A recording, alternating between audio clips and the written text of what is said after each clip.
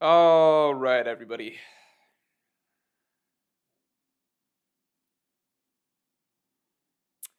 Yeah, yeah, yeah.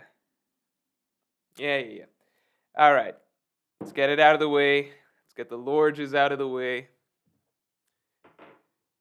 Get it all out. Law says is the 6 a.m. or p.m. It's already started. All right. Yeah, yeah, yeah. Good news. After many, many complaints about the chat being too small, the chat being too small in the VODs, I have enlarged the chat slightly. So let's see if that ends the complaints. I actually enlarged it slightly. I enlarged it slightly 2 streams ago, so it's been slightly bigger for a little bit now. But nobody noticed, and they still complained that the chat was too small. So I made the chat even bigger. Let's see if it's noticeable this time. Where's the Bollywood dance? I did it last time. What do you get? I'm not gonna do a Bollywood dance every stream. I did a Bollywood dance last stream. If you want to go see it, go check the last VOD. All right, it happens at the very end. Luis Vasquez says Morge early. Yeah, I'm pretty early. I think I'm pretty early. Yeah, the reason I'm late, and this is not a. Parsa Mahan says, I wrote a comment that it was small. Well, your comments did not fall on deaf ears. I took that into account, along with dozens and dozens of comments that have been posted, in the history of the VOD channel, the Mr. Morge 2 channel, saying, Morge, the chat is too small. What's wrong with your chat? It's too small. Like, all right, at some point, I got to make a change. So I did. And then that had no effect because people still complained that the chat was too small. So I made a change again. And that's what you see now. So if it's still too small, then we can go crazy. We can try and really bump it up next time. Let's see how it's going. Or let's see how it's received. Yeah, I did the Bollywood dance last time. It was very well received. Everybody loved it. I will never do it again. But if you missed it last stream, that's just a shame. That's all I can say. No, the reason I was late was just that this one's not a lie. Not that I lie often or frequently, but this is actually not a lie.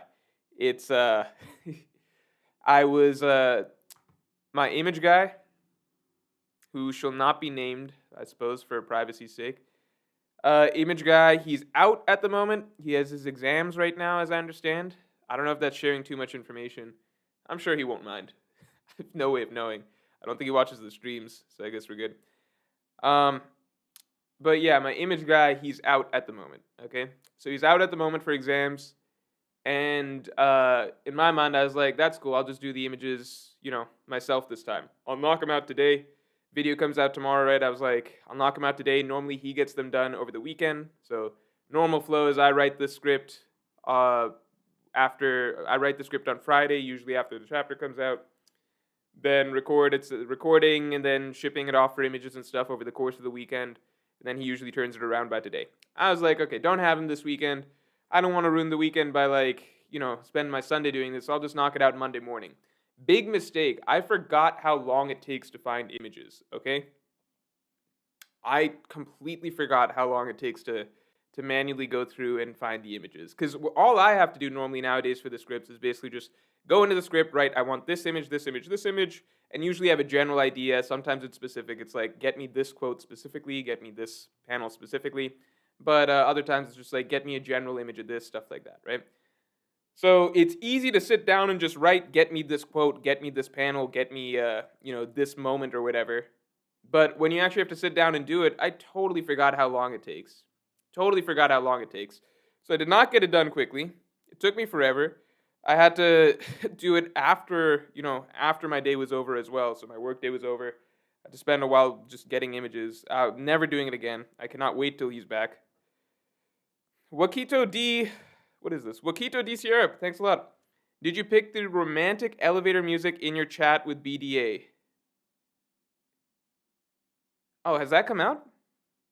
Has that come out? Anytime I do a collab, I kind of want to see how it's received. I guess now's not the best time to check it. Because Brago told me, he's like, I'm gonna get it out today. He told me this yesterday. We recorded it yesterday. He's like, I'm gonna get it out today. And then I checked in later. He did not get it out that day. So I don't know. Uh, check it out. I thought it was a good discussion. Um, because we both enjoyed the chapter. It's easy to talk One Piece when you like both really like the chapter, and when the chapter gives you so much to talk about. Brandon King says, "What if Luffy's fruit is really the enlarged fruit?" You could use it on the chat. That'd be helpful. The enlarged fruit. I've seen some things being thrown around. Um, I've said this a few times. I almost wish I could go back to the days when I was not, as tuned into the One Piece community, right? Before I was a YouTuber, etc. Maybe before I even started. Yeah, yeah. You know, back in the day when I was just reading on my lonesome, because then like, things could be surprises for me a lot. Now, I'm seeing theories being thrown around like Luffy's fruit is actually the Nika Nika fruit, and I see like some thread on Twitter with a bunch of evidence for that or something like that. I try not to look because I just try not to, like if you don't want everything in the sea, like even if it's not actually correct, right? Just seeing so many interesting ideas thrown out, it messes with you because then like you're like, oh well, what if this is it? What if that's it? And like you're going through so many good ideas, you end up maybe setting yourself up for disappointment at some points, Um, I will give you a heads up that like the theory that's coming out on Zunisha tomorrow, I think it's a good video. I think it's actually a very, very, very interesting video.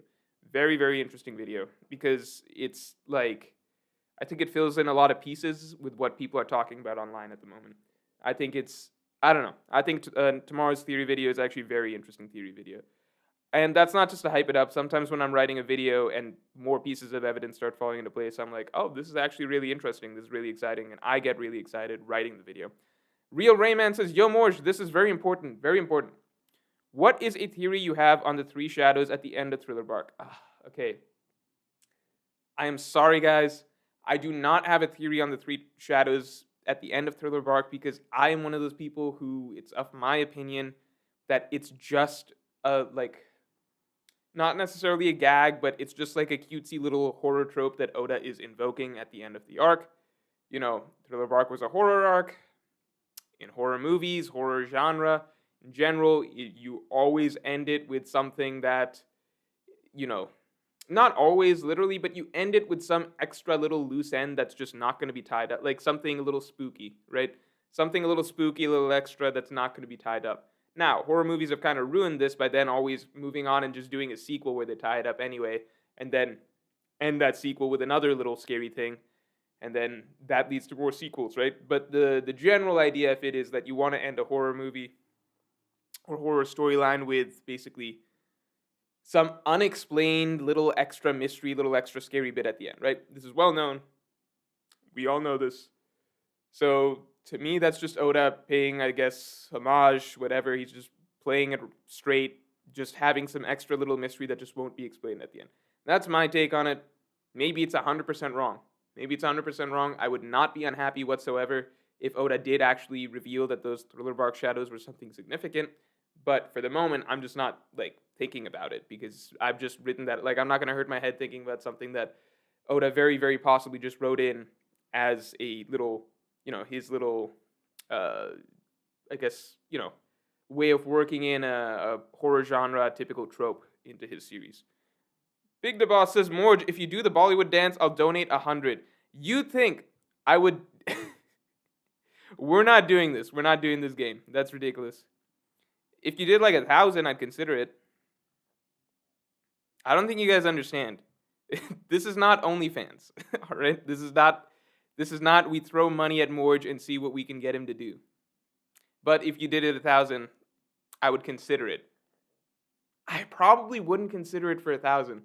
I think literally, let me think. For me to do a Bollywood dance on stream,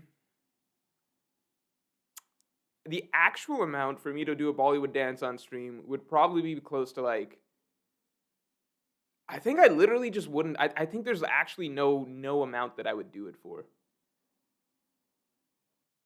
Yeah, there's actually genuinely no amount that I would do it for. Let me think on that. I'll get back to you on that. But it's definitely not 100. It's not even close to 100.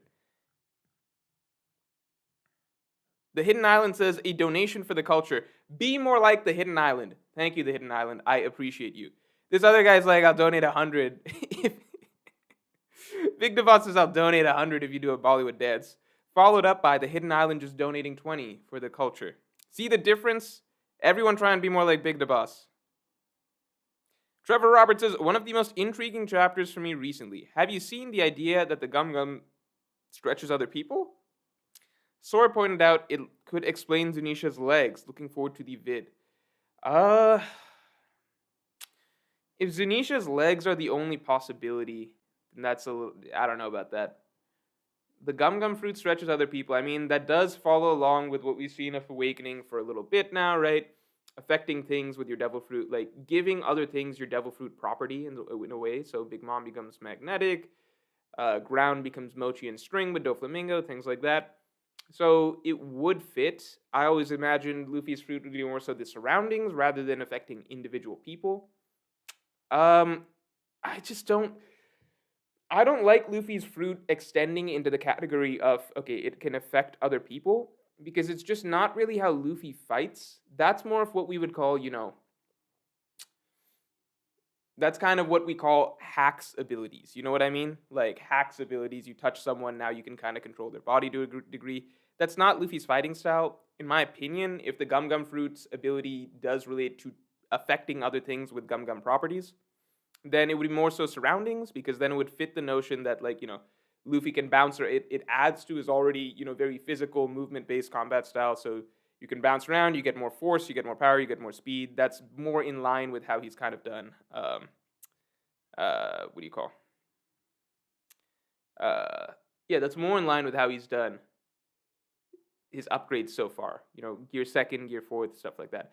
Gabe C says, Morch, how do I get my cat to leave me the fuck alone when I'm getting ready for work in the morning? I thought cats were supposed to be independent.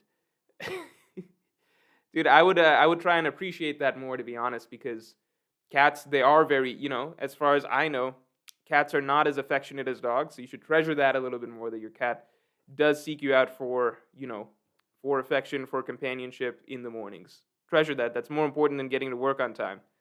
It's not actually, but, GK says, Luffy's fruit wouldn't make sense. Imagine a kid with a... I thought kid, the pirate kid. Imagine a kid with a D in his name, Dragon Son, by the way, eating a legendary fruit, and they still let him grow freely. Yeah, that's the thing. If the Gomu Gomu no Mi is, if it's actually like a very, very special fruit that they changed the name of, I would think that it would have gotten the attention of the world government a lot faster. Like a lot faster. Especially considering, Garb's grandson, things like that. Like, I think that would be a bit of a kind of a big hole. So I like to think that, I don't know. I don't know what I think about the Gum Gum fruit. I'm trying to ignore the Gum Gum fruit stuff at the moment. I don't know what I'm calling it. It's the Gomu Gomu no Mi. Gomu Gomu no Mi. Gomu Gomu no Mi, I'm trying to imagine that there is some logical explanation for why it could be special in some way without it while still going under the radar, while Luffy's still going under the radar for so long. Keenan, thanks a lot. Off topic, but if Bon Clay was kept alive just to not be a member of the Straw Hats at some point, it's a complete waste. Also, don't put a figure on the Bollywood dance, because I'll definitely try to meet it. All right, no figure on the Bollywood dance. We're not playing that game. All right, no figure on the Bollywood dance. If Bon Clay was kept alive just to not be a member of the Straw Hats, I don't know, man, though. I don't think that Bon Clay is going to join the crew. I think it's more so that Bon Clay is just genuinely, a good lifelong friend of the Straw Hat Pirates. I don't think he necessarily needs to join the crew to be, a genuine friend, for them down the road, right? So I don't think that everybody that's like done a lot for the Straw Hats or, bonded very closely with the Straw Hats needs to become a member of the Straw Hat Pirates necessarily. There's still so much that we don't know about Bon Clay, like what's his...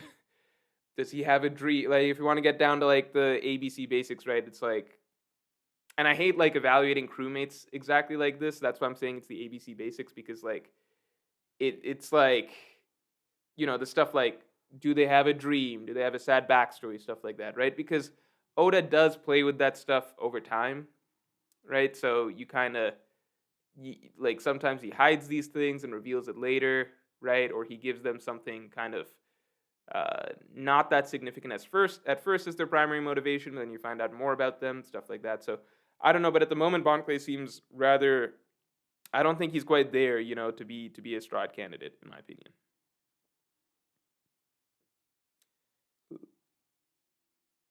One sec. Legurier in Vainku says, check Hanuman on Google. I don't need to check Hanuman on Google. I know who Hanuman is. I know the story of the Ramayana. I have read Amar Chitraktha's. Um, why do I have to check Hanuman on Google? Is there something I'm missing here? Oh, I see what you're saying. I see what you're saying. So, because Hanuman can grow to gigantic sizes, that's part of the Goma Goma no Mi's ability. You can become gigantic. That's interesting. Goma Goma no Mi. Okay, that'd be cool. I still don't think I would love that for Luffy's abilities because I like the idea of Luffy being like, a little guy that has to stretch and expand. Like, I mean, like, he can use the fruit to stretch and expand, but he himself always is like a tiny, minute figure. You know what I mean? But then you could go back to stuff like Skypiea and the visuals of Luffy being a giant by the end of the arc. So maybe visually by the end of the series, Luffy looking like a giant. Not to mention, so you mentioned Hanuman, right? Hanuman, for those of you who don't know, uh, monkey god in India. Well, okay, I don't want to say I might be treading into weird territory there by calling him monkey god because it's a little more complicated than that, right? But Luffy is 100% based off of Sun Wukong, who is also, the Monkey King, Monkey God, or something along those lines from Journey to the West. Sorry, I haven't refreshed my memory on that recently, but it is based off of a Monkey King, Monkey God, or something along those lines. Hanuman, very, very similar. Hanuman's not actually a Monkey King, but he's like very important in the monkey race in Hindu mythology. So a bit of a combination of Journey to the West and Indian mythology right there. And Oda does invoke both a lot throughout the series. So I see where you're getting at. That could be interesting. Princess Taco, thanks a lot. Celestial Tribute. Morge, you never fail to not disappoint me. You owe us the Bollywood dance if the raid fails or Jinbei cosplay. Choose wisely. No, if the raid fails, it's the opposite. I shouldn't have to be punished if the raid fails. It's the other way around. This doesn't make sense. If the raid fails, you guys should have to send me videos of doing Bollywood dances in Jinbei cosplay. That makes more sense to me, personally.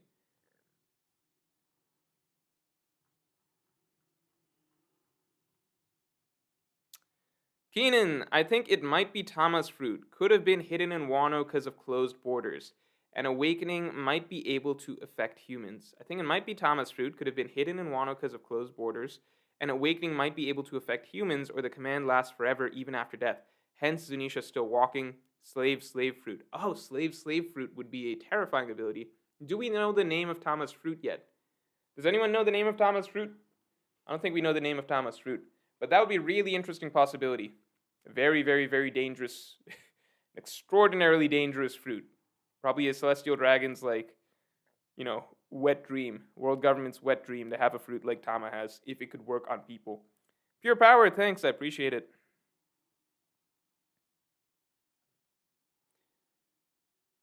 Hold on, pure power theory. Goros. Okay, I see pure power. Did you just donate twice? Was the first time you testing it out? The second time you're like, let me ask a question? All right, thanks, I appreciate it. Theory, Gorosei talking about Luffy's fruit. It's not a rubber fruit, but in reality, an oil fruit. Why he can flame on and why he doesn't drown. Uh, why would it be the oil fruit though? And he does drown. Like Oda just kind of plays it loose with how devil fruit users drown. Sometimes it's like sometimes it means like sink straight to the bottom of the ocean. Other times, like Luffy will just sink straight to the bottom of the ocean. Sometimes, other times it's more like Luffy's like when Luffy was trying to swim across to Enies Lobby, right between the two, between the I get like between the towers essentially, right? He was trying to travel by a rowboat and he crashed. He doesn't go straight to the bottom, but he's kind of floundering for a little bit. So I don't know about that. And I don't know what oil fruit, like, does that necessarily fit or add something really to Luffy's abilities? So I don't know about that.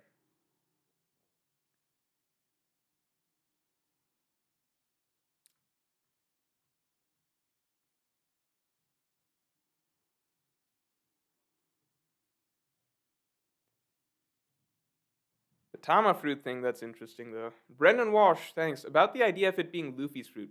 Wasn't his fruit being guarded by who's who? Why would they say it's a legend? Did they not know? Love the vids. Thanks, I appreciate it. That's the thing. So, with the discussion of the fruit, there's a few things at play here, right? Because we get the imagery of Zunisha. We get the imagery of Zunisha. To me, the way that they're talking about it, what they're talking about, and the way that Oda pans from the Gorose's conversation down to the Zunisha panel, and the reference to the devil fruit, it's in the Zunisha panel.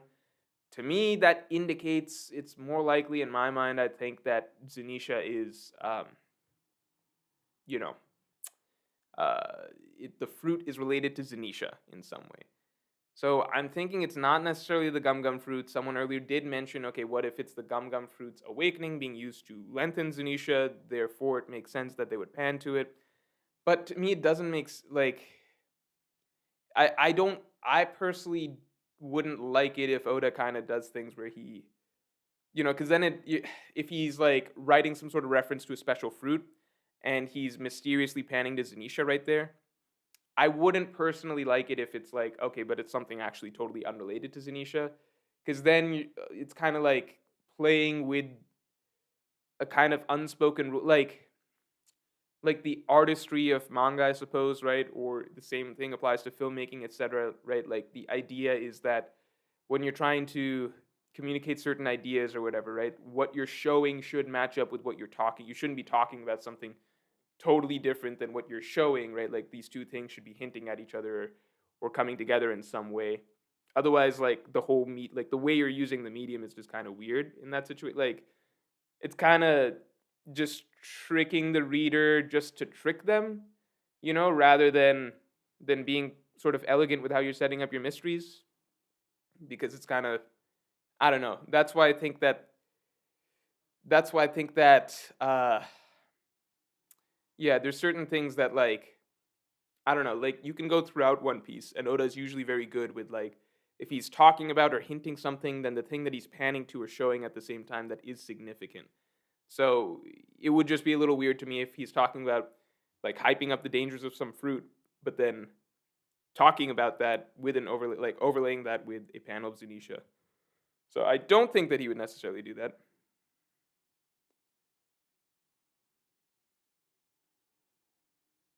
Kibi Dango. One sec. The pirate here says super chat from last. Okay, no, I know what this was. Yeah, no. We are pirate here. I actually addressed that already at the end of last stream. Not during the stream itself, but I came back into the comments and told them that I'm not, in fact, a Beyblade enjoyer. I didn't really. I know there was a show. Didn't follow the show. I know there were Beyblade toys. I think I owned a Beyblade toy once, and it didn't work. So I never really, I guess, got into Beyblades, really. Power Ranger says, Poneglyph on Zunisha if no one talked about it yet. Poneglyph on Zunisha if no one talked about it yet. I'm not sure what there is to talk about on the Poneglyph on Zunisha. What's there to talk about for the Poneglyph on Zunisha? We know what it is, right? It's the road Poneglyph. So what else is there to discuss about the Poneglyph on Zunisha?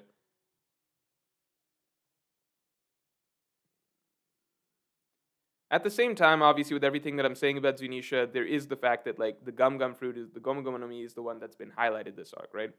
So 2 special devil fruits being talked about this arc. I don't know about that.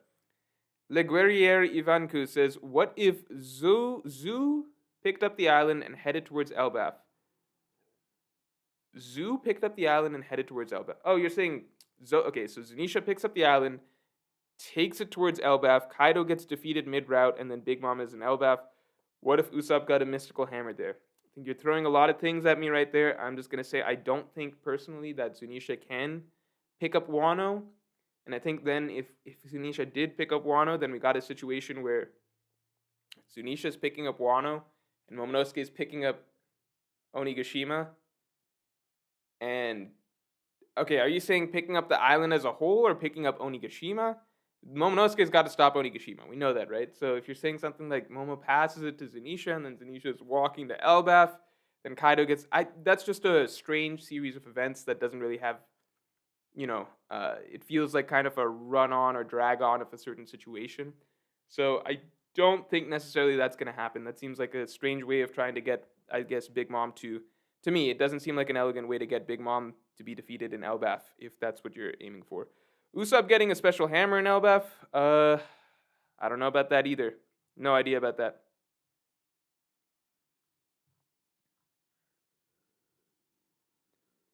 Pure Power says NT. Are you saying like Thor type hammer because of the Norse references? NT, my theory, Uteron. He believes Emu targets Luffy, God's enemy. Oil don't mix with water. He breaks down the questions you doubt. Okay, what is the crux of what?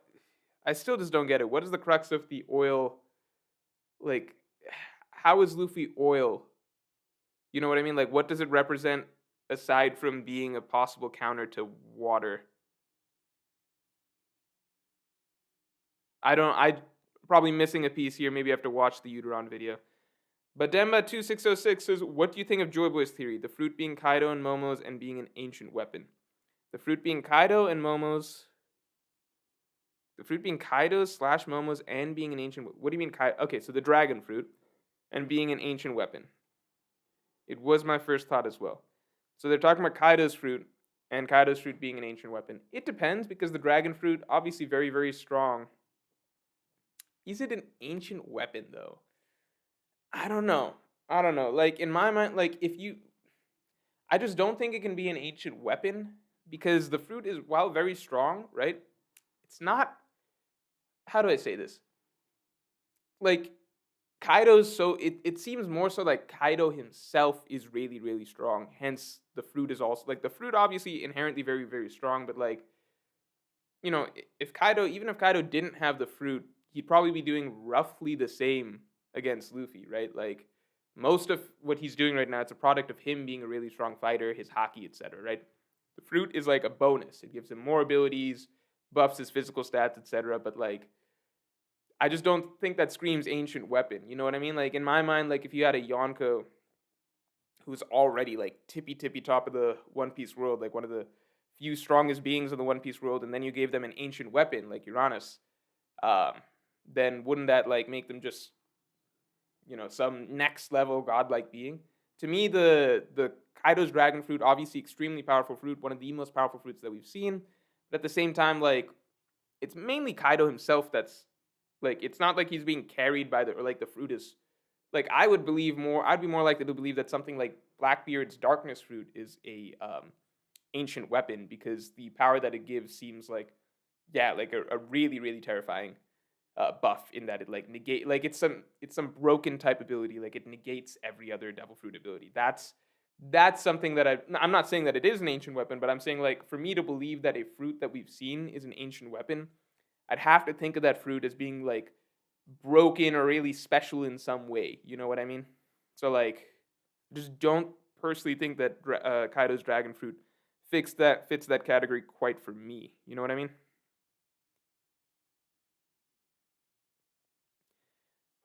Let me make sure I'm not missing. 1 second. Ninerbot says Luffy is beating on Kaido without even gear fourth. All right, so here's. Sorry, I missed a couple. Hold on. Ninerbot, I'll get right back to you. Let me start from who was first. I get out of order sometimes. Power Ranger says Big Mom and Kaido are looking for them? Question mark. Big Mom and Kaido are looking for them? Question mark. Power Rangers, I think I need a refresher. Okay, what did you say previously? Did you say something previously? Big Mom and Kaido are looking for who? Who are they looking for? Oh, Poneglyph on Zunisha. That's your previous comment. Poneglyph on Zunisha, if no one talked about it yet.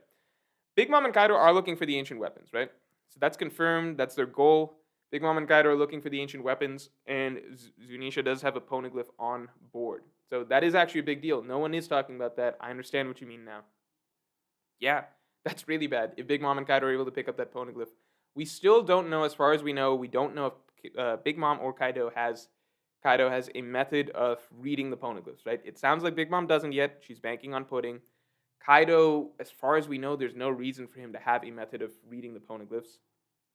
So, I mean, but that's still, obviously, they still want the road poneglyphs, right? So they still need the road poneglyphs. So obviously, that becomes a threat if they realize that there is a road poneglyph on Zunisha. Low Life says, don't forget how Kaido pondered the Gomu Gomu no Mi's name after he beat Luffy the second time. I think Oda left that there subtly for a reason. That's true.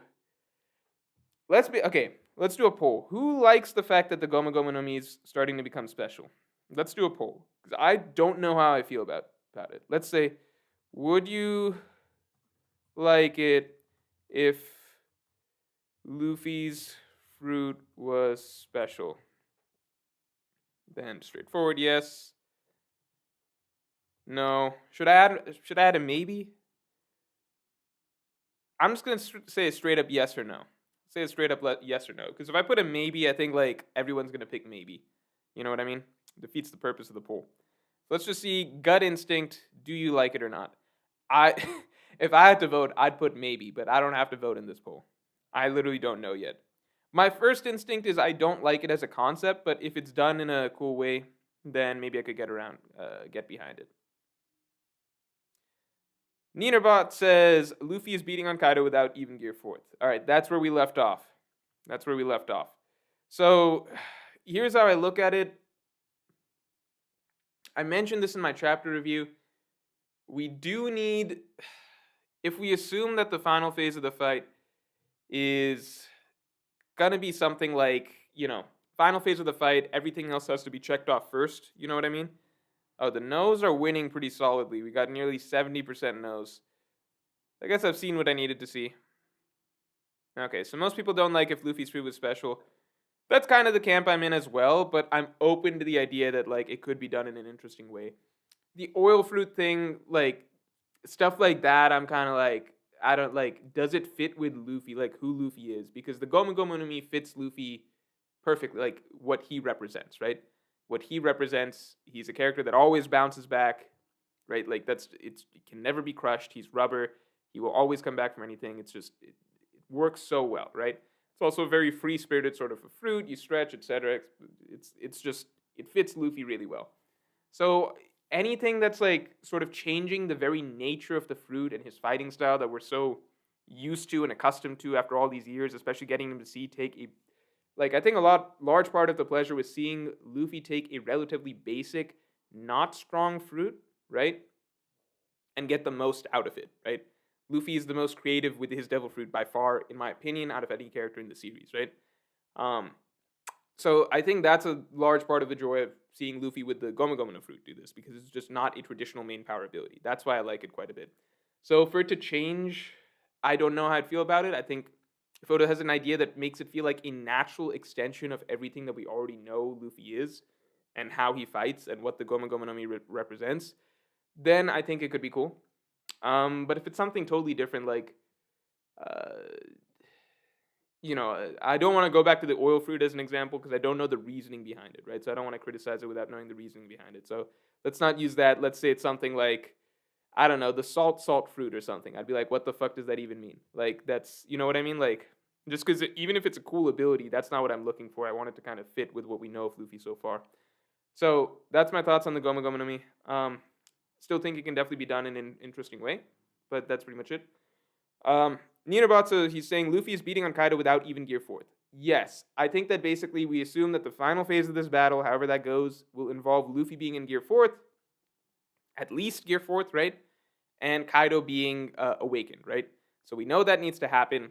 So first, I would imagine that first Momonosuke is going to hold up the island, right? So Kaido does need to get beat up a little bit in order for the island to come down, because at the moment it's being held up by Kaido, right? So once Kaido's kind of mental fortitude weakens a little bit, or something along those lines, right? It's not 100% clear. We need the island to come down. We need Momonosuke to catch it. And basically, like, we need the moment set up for Momonosuke to be holding it up, right? So to me, that's why it makes sense that we're getting to see Luffy kind of get a good amount of damage in on Kaido at the moment, because need to set up for the island coming down. So with that in mind, I'll say even just looking at the latest chapter, it looked to me like Kaido was starting to give Luffy more and more trouble. That's how it looked like to me. But I think that by the end, Luffy was still the one getting in more hits. So I think Oda's not necessarily trying to make it clear like who's winning, who's losing, or whatever in this. He's just like, okay, it's getting, they're both trying harder as it's going on. And I think we're approaching a point where it would make sense for Kaido to relinquish some of his control over the Onigashima Island so that Momonosuke can have his turn to hold it up. That's my thoughts on that. I do think that it seems like they're basically roughly. Well, let me take a look at these rubber is made out of oil. I didn't know that. That's a knowledge thing I didn't know. How did he beat Enel if he's made out of oil? Because it's a conductor. He will evaporate a water user. Oil just repels water. What the fuck? Oil does make sense if you think about it, but still a stretch. I don't want it to, like, feel like like, if it's something that feels like a really organic extension of what Luffy already does, I'm cool with it. Rubber is not made of oil, lol. It comes from a tree. Never mind. I don't know where these things are from. 10 Cosmic Elder 01 says more just losing his mind at these dumb theories. Look, you guys told me it's from Uteron, so I'm like trying to humor it. Because I'm like, okay, maybe he has some good. I don't know. You know? Jason Legend says, Morge, what if when Luffy awakens his fruit, then he will know the true name? I don't really see a rubber awakening possible. Oh, so like kind of like Bleach and the Zanpakuto. You learn their true name, and then you get new abilities and stuff. I don't really see a rubber awakening possible if you think about it, and we have seen a lot of awakening now. I mean, rubber awakening is fairly straightforward, right? So rubber awakening would be turning around surroundings into rubber, similar to the mochi fruit, the string fruit, and we can kind of easily imagine a Luffy fighting style surrounding it. It would be similar to how Bellamy used to fight, right? And, Spring Hopper, bouncing around all surfaces, gaining more speed and power. That fits with Luffy's fighting style, and Gear 4th, if you go back and look at the Dressrosa arc, and I elaborate on this on one of my analysis videos, like, Gear 4th it specifically mirrors Bellamy's fighting style anyway, in many ways. It's very springy, right? Springy, tension-based. That's why Bellamy, the Luffy-Bellamy connection, that arc, Luffy's in a way like, he's fighting for many people, obviously, but it's a nice little extra bonus tie-in by Oda that Luffy's fighting in a fighting style that emulates Bellamy's fighting style when he's taking down Doflamingo.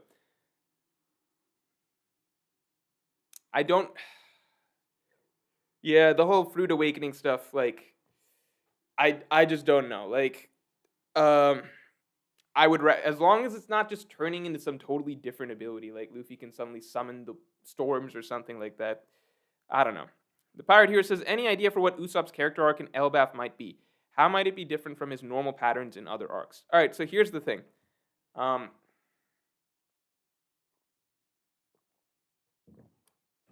With Usopp, right?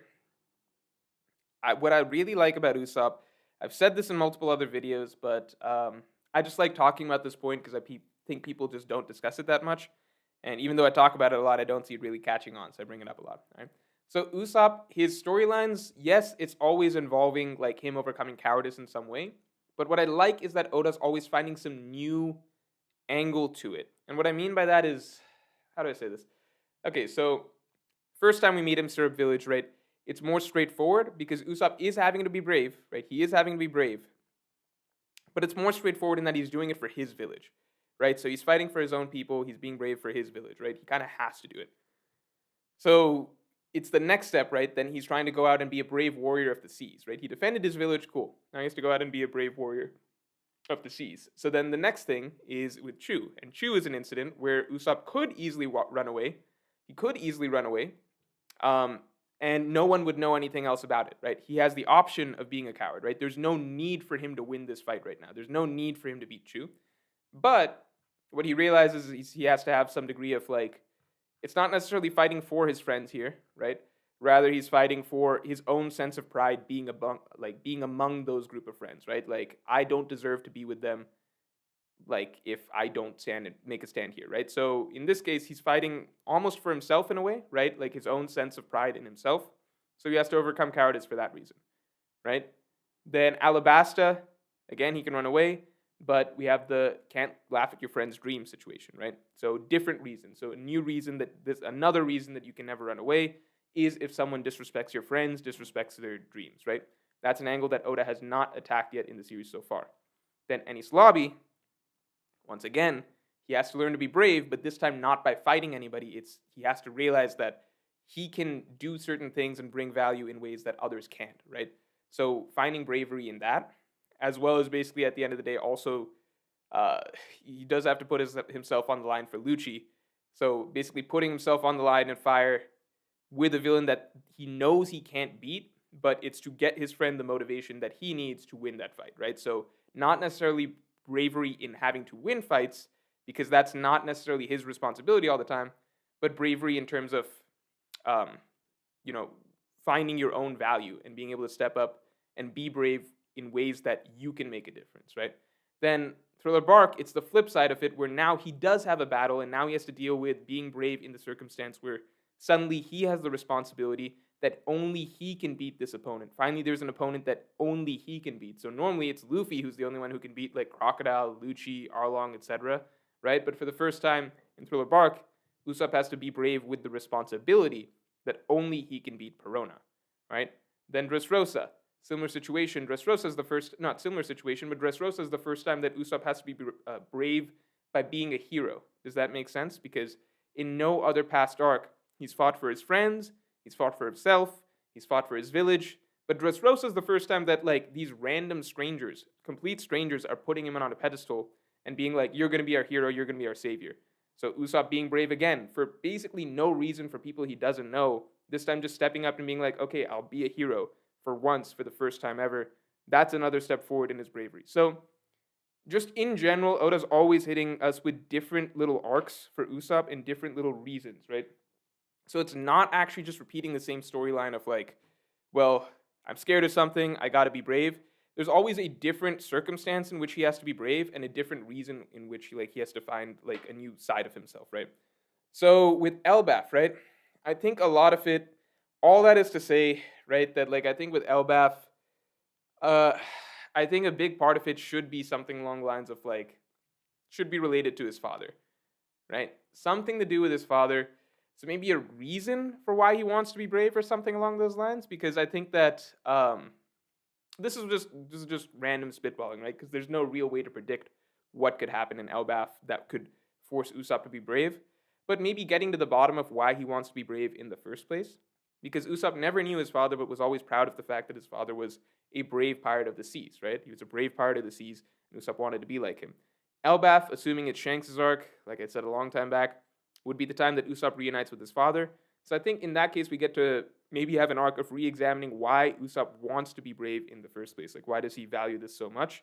And, like, how does what his father represent influence his own ideas of bravery today?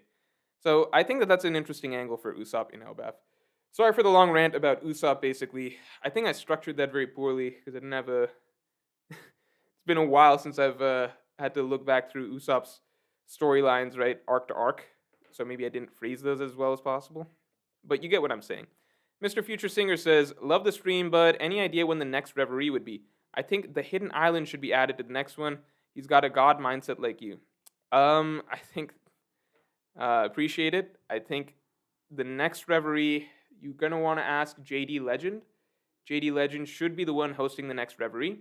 And in particular, I think that if you're asking when the next one's gonna be, generally we like to time these up to be, after some certain series of events has happened. Does that make sense? So like after, most likely my guess would be the end of Act 3.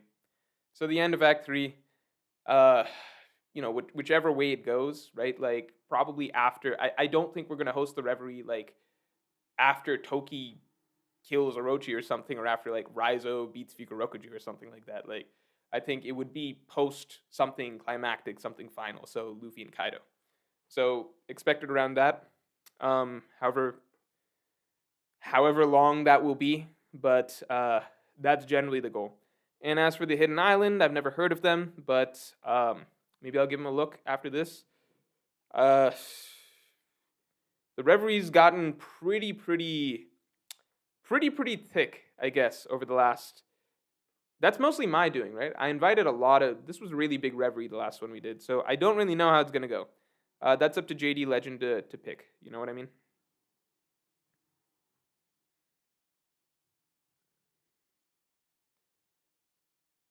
Phantom SSJ says, follow numbers on crewmate fruit. Saw a tweet. Udron says, Nika no Nika no mi is 2-9. Ooh, that opens Goro Goro no mi. NL. NL for Nakama, or he dies and Nami eats it. The Nika no mi is 2-9. I doubt that NL dies and Nami eats it. But who else is 5-6? Quick, what's Moku Moku? Someone tell me. What's Moku Moku? What numbers are those? Are those 5-6? I feel like they're 5-6.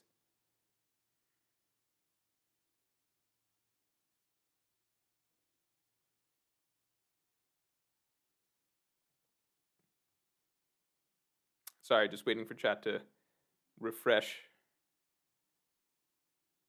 Hello? What's going on? I skipped. What did I skip? What did I skip? What did I skip? Oh, Super Chat Part 1. Thanks, Pirate Hero. From Captain Face. Usopp, since East Blue has used a hammer with the gag of its weight and Usopp's strength growing over the course of the story. Agree. That gag could conclude in Elbaf with Mjolnir, a hammer no one can lift except Usopp. That's a cool idea. That's a cool idea if something like Mjolnir is introduced into the story. But I do prefer the idea that Usopp ultimately remains a ranged fighter. So I don't know how, lifting a hammer, I wouldn't necessarily like that, but it is a really cool idea. It does fit with Usopp pretty well, because his story, if it's always going to end at Elbaf, then Oda building in this little hammer gag, running gag throughout the story, it's a good idea. Luis Vasquez says, do you think the elders were talking about Toki's fruit? It could explain why the fruit hasn't been awakened for centuries since it was gone for 800 years. Man, it's so hard with what fruit they were talking about.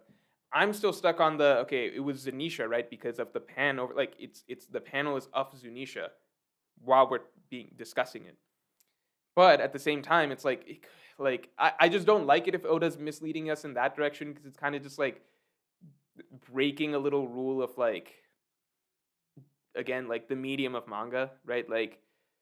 There's ways to trick your readers in interesting ways, and then ways to trick your readers in kind of dirty ways. And I would consider that a dirty way. It's you're clearly discussing something, what you're showing and what you're talking about, they should be related in some way, right? That's just the way the medium kind of, if you're teasing hints and stuff like that, then do it in a way where even though you're matching up the text and the visuals, it's it's still mysterious for the viewer, right? So that's why I think it should be related to Zunisha. Not because it has to be, because Oda could be tricking us. It's just I don't like that idea. You know what I mean? Because it's just it's one of those things where it's imagine you show some foreshadowing of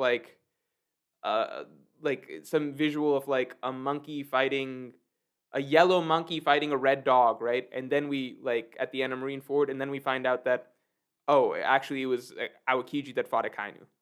Okay, then it's just why'd you show us that yellow monkey fighting a red dog sort of visual, right? You know what I mean? It's not really. That's why I don't like the idea that Oda was talking about anything other than Zunisha right there, because I just don't like the idea of in that way you can just trick readers willy nilly for no reason, but it's not sort of an elegant way to do it, right? But if we entertain the idea that they're talking about some different fruit, not Zunisha, right? Then yeah, I think Toki's fruit, great possibility, right? Luffy's fruit, obviously the big fruit that's been talked about for a little bit now. We know it's special in some way. And then Toki's fruit, which is arguably the craziest fruit in the series, right? When we really think about the time fruit, traveling through time, that's pretty insane. We know that it's limited in some ways, but I could totally see it being brought up. I just don't know if that would be what the Gorosei are talking about right there. Like the stream, I agree. Everyone like the stream. It's a good stream to like. It's all like the stream. Aslan says Luffy's true dream is to throw the biggest party. Makes sense because Luffy loves food, and the way he can share his happiness with food is with a party. I know that that's Arthur's theory. I remember that that's Arthur's theory. I did not get to the later parts of Arthur's big video series, but understand why he landed on the biggest party idea. I don't think it's a bad theory. Oh, sorry. I don't think it's a bad theory. I don't mean that in a dismissive way. I'm saying I literally think it could be totally correct. I think that maybe that just is it. I think that he could have landed on it. I just personally, it's one of those things. It's a personal preference thing. It's like I would rather it be something a little different, just because I just don't. The biggest party, like, it's very in line with his character. I get it. It makes sense.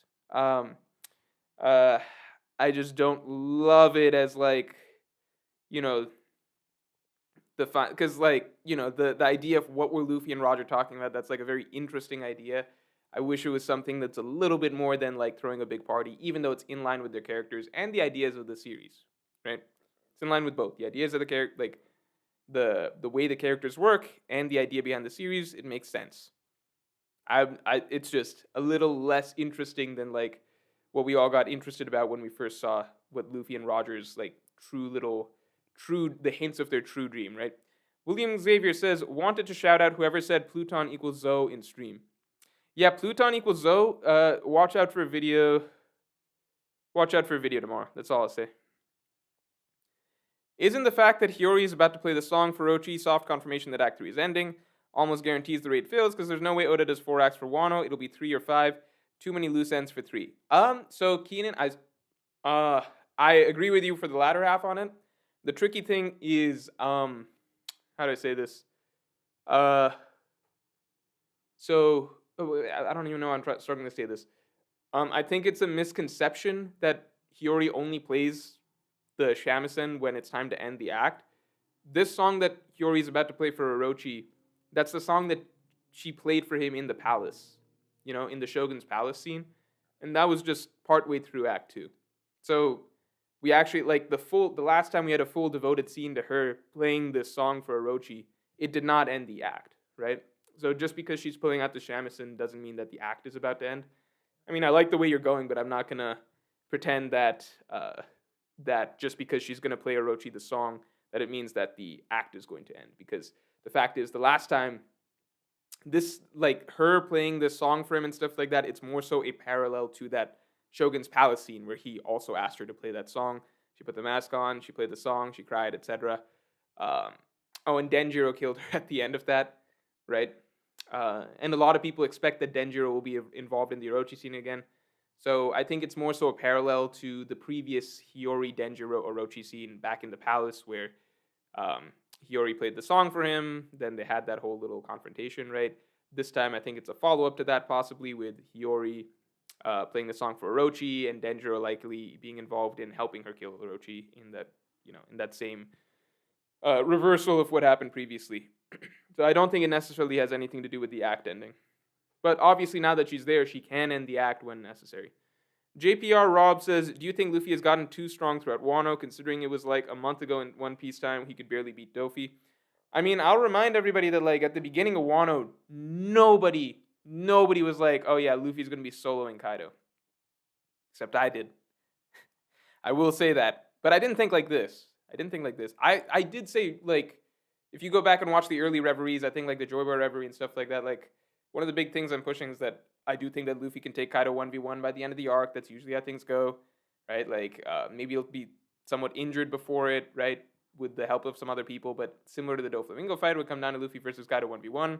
I've been a proponent of, like, Luffy taking on Kaido 1v1 for a while, just because that's like what Luffy is supposed to do. That's who he is in the series. But at the same time, even I didn't think it would be like this fast. Like, he gets to the rooftop, and then just over the course of like 20 chapters, suddenly he's like got Kaido on the ropes while Luffy is in base form and Kaido is in hybrid form. I did not think that. However, I don't necessarily think that. What do you call?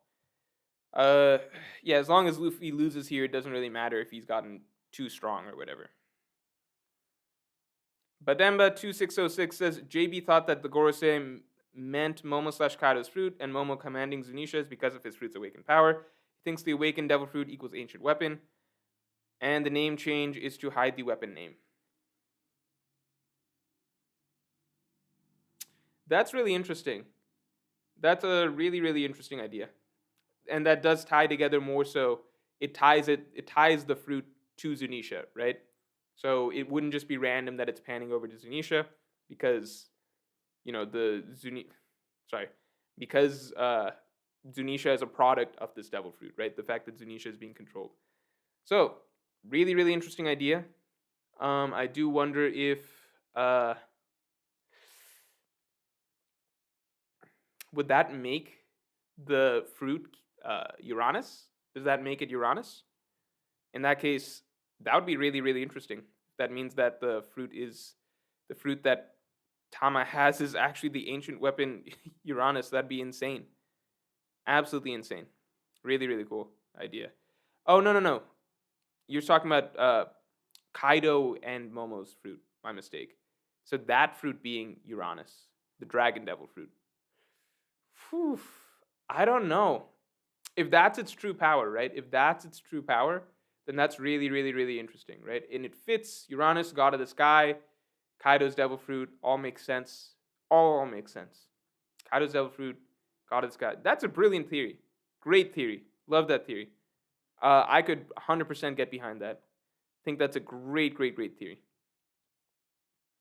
Captain Face says, don't forget eating a devil fruit makes you learn the fruit's name, meaning the devil fruit user knows the world government's name is fake. Someone is holding a secret. Whew. Yeah, that is true. We did learn that back in Ennis Lobby, right? So eating a devil fruit makes you learn the fruit's name, meaning the devil fruit user knows the world government name is fake. Someone is holding a secret. That's really, really interesting. Really, really interesting. We do know that Kaido's fruit is Ushi Ushi no Mi model something, right? So what does that mean? What does that mean? Is that what the world government calls it? Is that what the world government calls it and its actual name is Uranus? That'd be really cool. Mr. Crescent says, do you think Kaido in the final phase of the fight will use any interesting ability similar to Dofi's God Thread? I hope Oda makes his awakening interesting and not just more tanky, in my opinion. I personally think that, yeah, like, I'm not going to say that Kaido's awakening is going to suck. I think that Kaido's awakening has, like, tremendous potential. I think that's one of the reasons. So a lot of people weren't that excited about the hybrid form reveal. I think that it was not just part of it was the design, right? So I think a lot of people we're used to the design now, but a lot of people let's just say this, there was fan art out there that was significantly more exciting than what the hybrid form reveal turned out to look like. So part of it was the design, but then also part of it was how Oda revealed it. It wasn't like a really impressive spread or anything like that, at least compared to the chapter 795 where Kaido himself is first revealed, or chapter 921 where like Kaido's dragon form is first revealed. The hybrid form was a bit of a letdown. My thought behind that is just that the hybrid form doesn't maybe matter that much in the grand scheme of things because Oda's got the absolute nuts saved for the awakened form. So I'm really excited to see the awakened form, to be honest. Kaido's awakened form is something that like I don't know, one of the things I'm looking forward to the most in Wano to be completely open. Aslan, what's up? Beautiful job on the Marine Ford video. Thanks a lot. I appreciate it. Your script writing is criminally underrated. I appreciate that. And you can clearly see the effort in each tale of the video. Thanks, man. I really, really, really appreciate that. I'm glad that you all enjoyed the Marine Ford video. Don't know the next time I'll drop one like that, but because it was quite a bit of work. But I'm happy that most people seem to be really liking it. And the video is doing well, so I'm happy about that. GK says, in the Viz version of the chapter, the Gorosei reacts to their agent calling the shadow. The Gorosei react. I have read the Viz version, by the way. The Gorosei react to their agent calling the shadow an island. Shouldn't the fruit be related to that? Yes, and what other people have mentioned, based off what Joy Boy has said, is that it might more so be that it's an island, like Zunisha is being controlled by another fruit, that fruit being related to Kaido or Momo, essentially, right? Or essentially they have the same fruit, which is why they're able to control it. So I could see that. The other option, obviously, is Zunisha is something that has eaten a devil fruit, which is something that I'll be discussing tomorrow. That's my take on it. But I also really, really like the idea that Zunisha is just Zunisha. It is just a giant elephant, and it is being controlled by, the efforts of another devil fruit. So Momonosuke's devil fruit, for example, or Kaido's devil fruit awakened, stuff like that. Wakito D. Sierp says, Elbaf giant challenges the crew. Usopp offers to fight the giant. I mean, here's the thing. I think, like, literally everyone in the crew right now can take, like, I don't think that there's anything special about taking down a giant at this point. I think literally every single Straw Hat I would trust to take down a giant at this point in time. Every single Straw Hat. Like, even if we get to the weaker Straw Hats like Chopper, Chopper was messing up the Yeti Cool brothers pretty easily. Like, pretty easily when he was in Monster Point. Technically, it was Frankie and Chopper's body, but you know what I mean. So, like, and Nami at this point, she can one-shot giants probably. One-shot many characters in the series. Usopp should be able to take down giants. So, if you're saying it's like some important giant, then I can get behind that. Maybe Loki or something like that. Loki is a trickster god, right? And Usopp himself is a bit of a trickster. So, I could see kind of maybe a showdown between those two. Maybe those two get along like extremely well. That would be pretty funny to see. If Usopp and Loki just bond over being, I guess, tricksters among warriors, right? You know, if Loki among the giant race is maybe, like, giant race is a very proud, strong race, and Loki's just kind of a tricky guy, like, maybe not the most honorable type of fighter. And Usopp, you know, he lives with, like, Luffy, Zoro, Sanji, these sort of larger-than-life fighters, and, you know, he fights very differently from them. Cheese Mango says, I don't think Oda would change the name of Luffy's fruit. The number 5-6 has too much significance in the story. Love the streams more to keep it up. Thanks, Cheese Mango. I appreciate it. I think I say appreciate it too much. I gotta have a different thing to say I appreciate things. That's pretty much why the word exists, right? Thank you, Cheese Mango. No follow-up.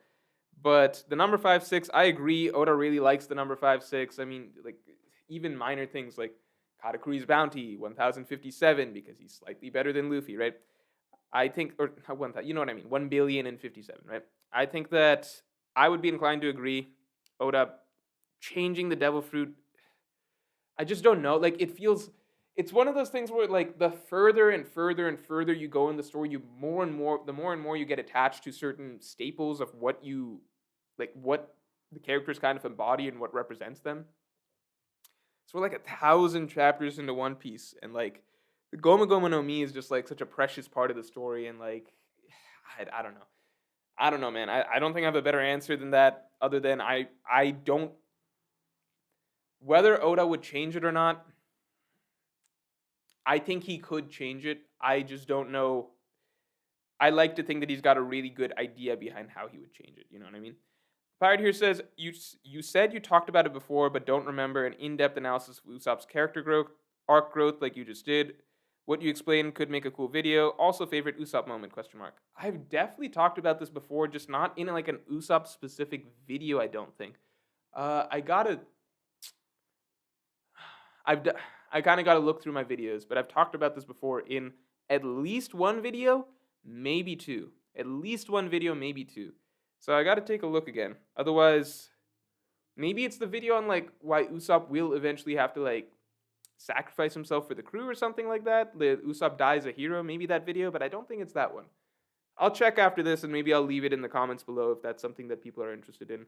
Once the VOD is out for this, which again, it comes out on the Mr. Morge 2 channel, if you don't know. I'll drop it in the comments below in that video. My favorite Usopp moment. Usopp has so many good moments. Here's the thing. Usopp is like, he's not my favorite.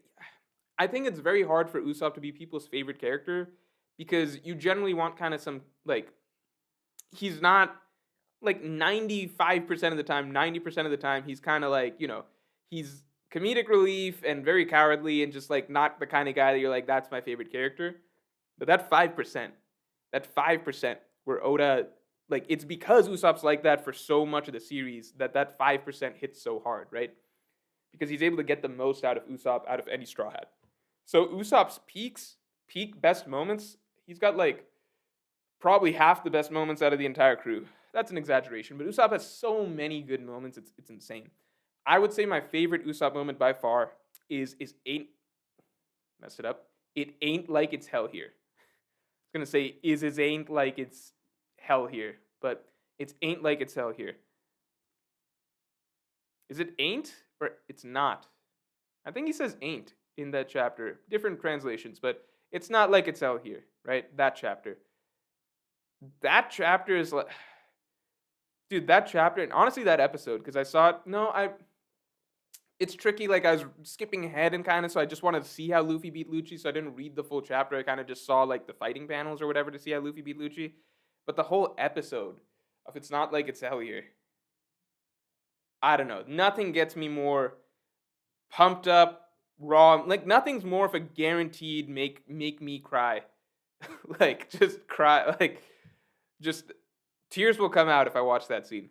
I love that scene so much. It's so raw, especially after everything that Luffy and Usopp have been through. Like, I don't know. It's just so the amount of trust that Usopp's putting on the line. Like I just haven't seen that. It's like the classic. I talk about this a lot in the Enies Lobby analysis video, right? I've got like a full section devoted to that.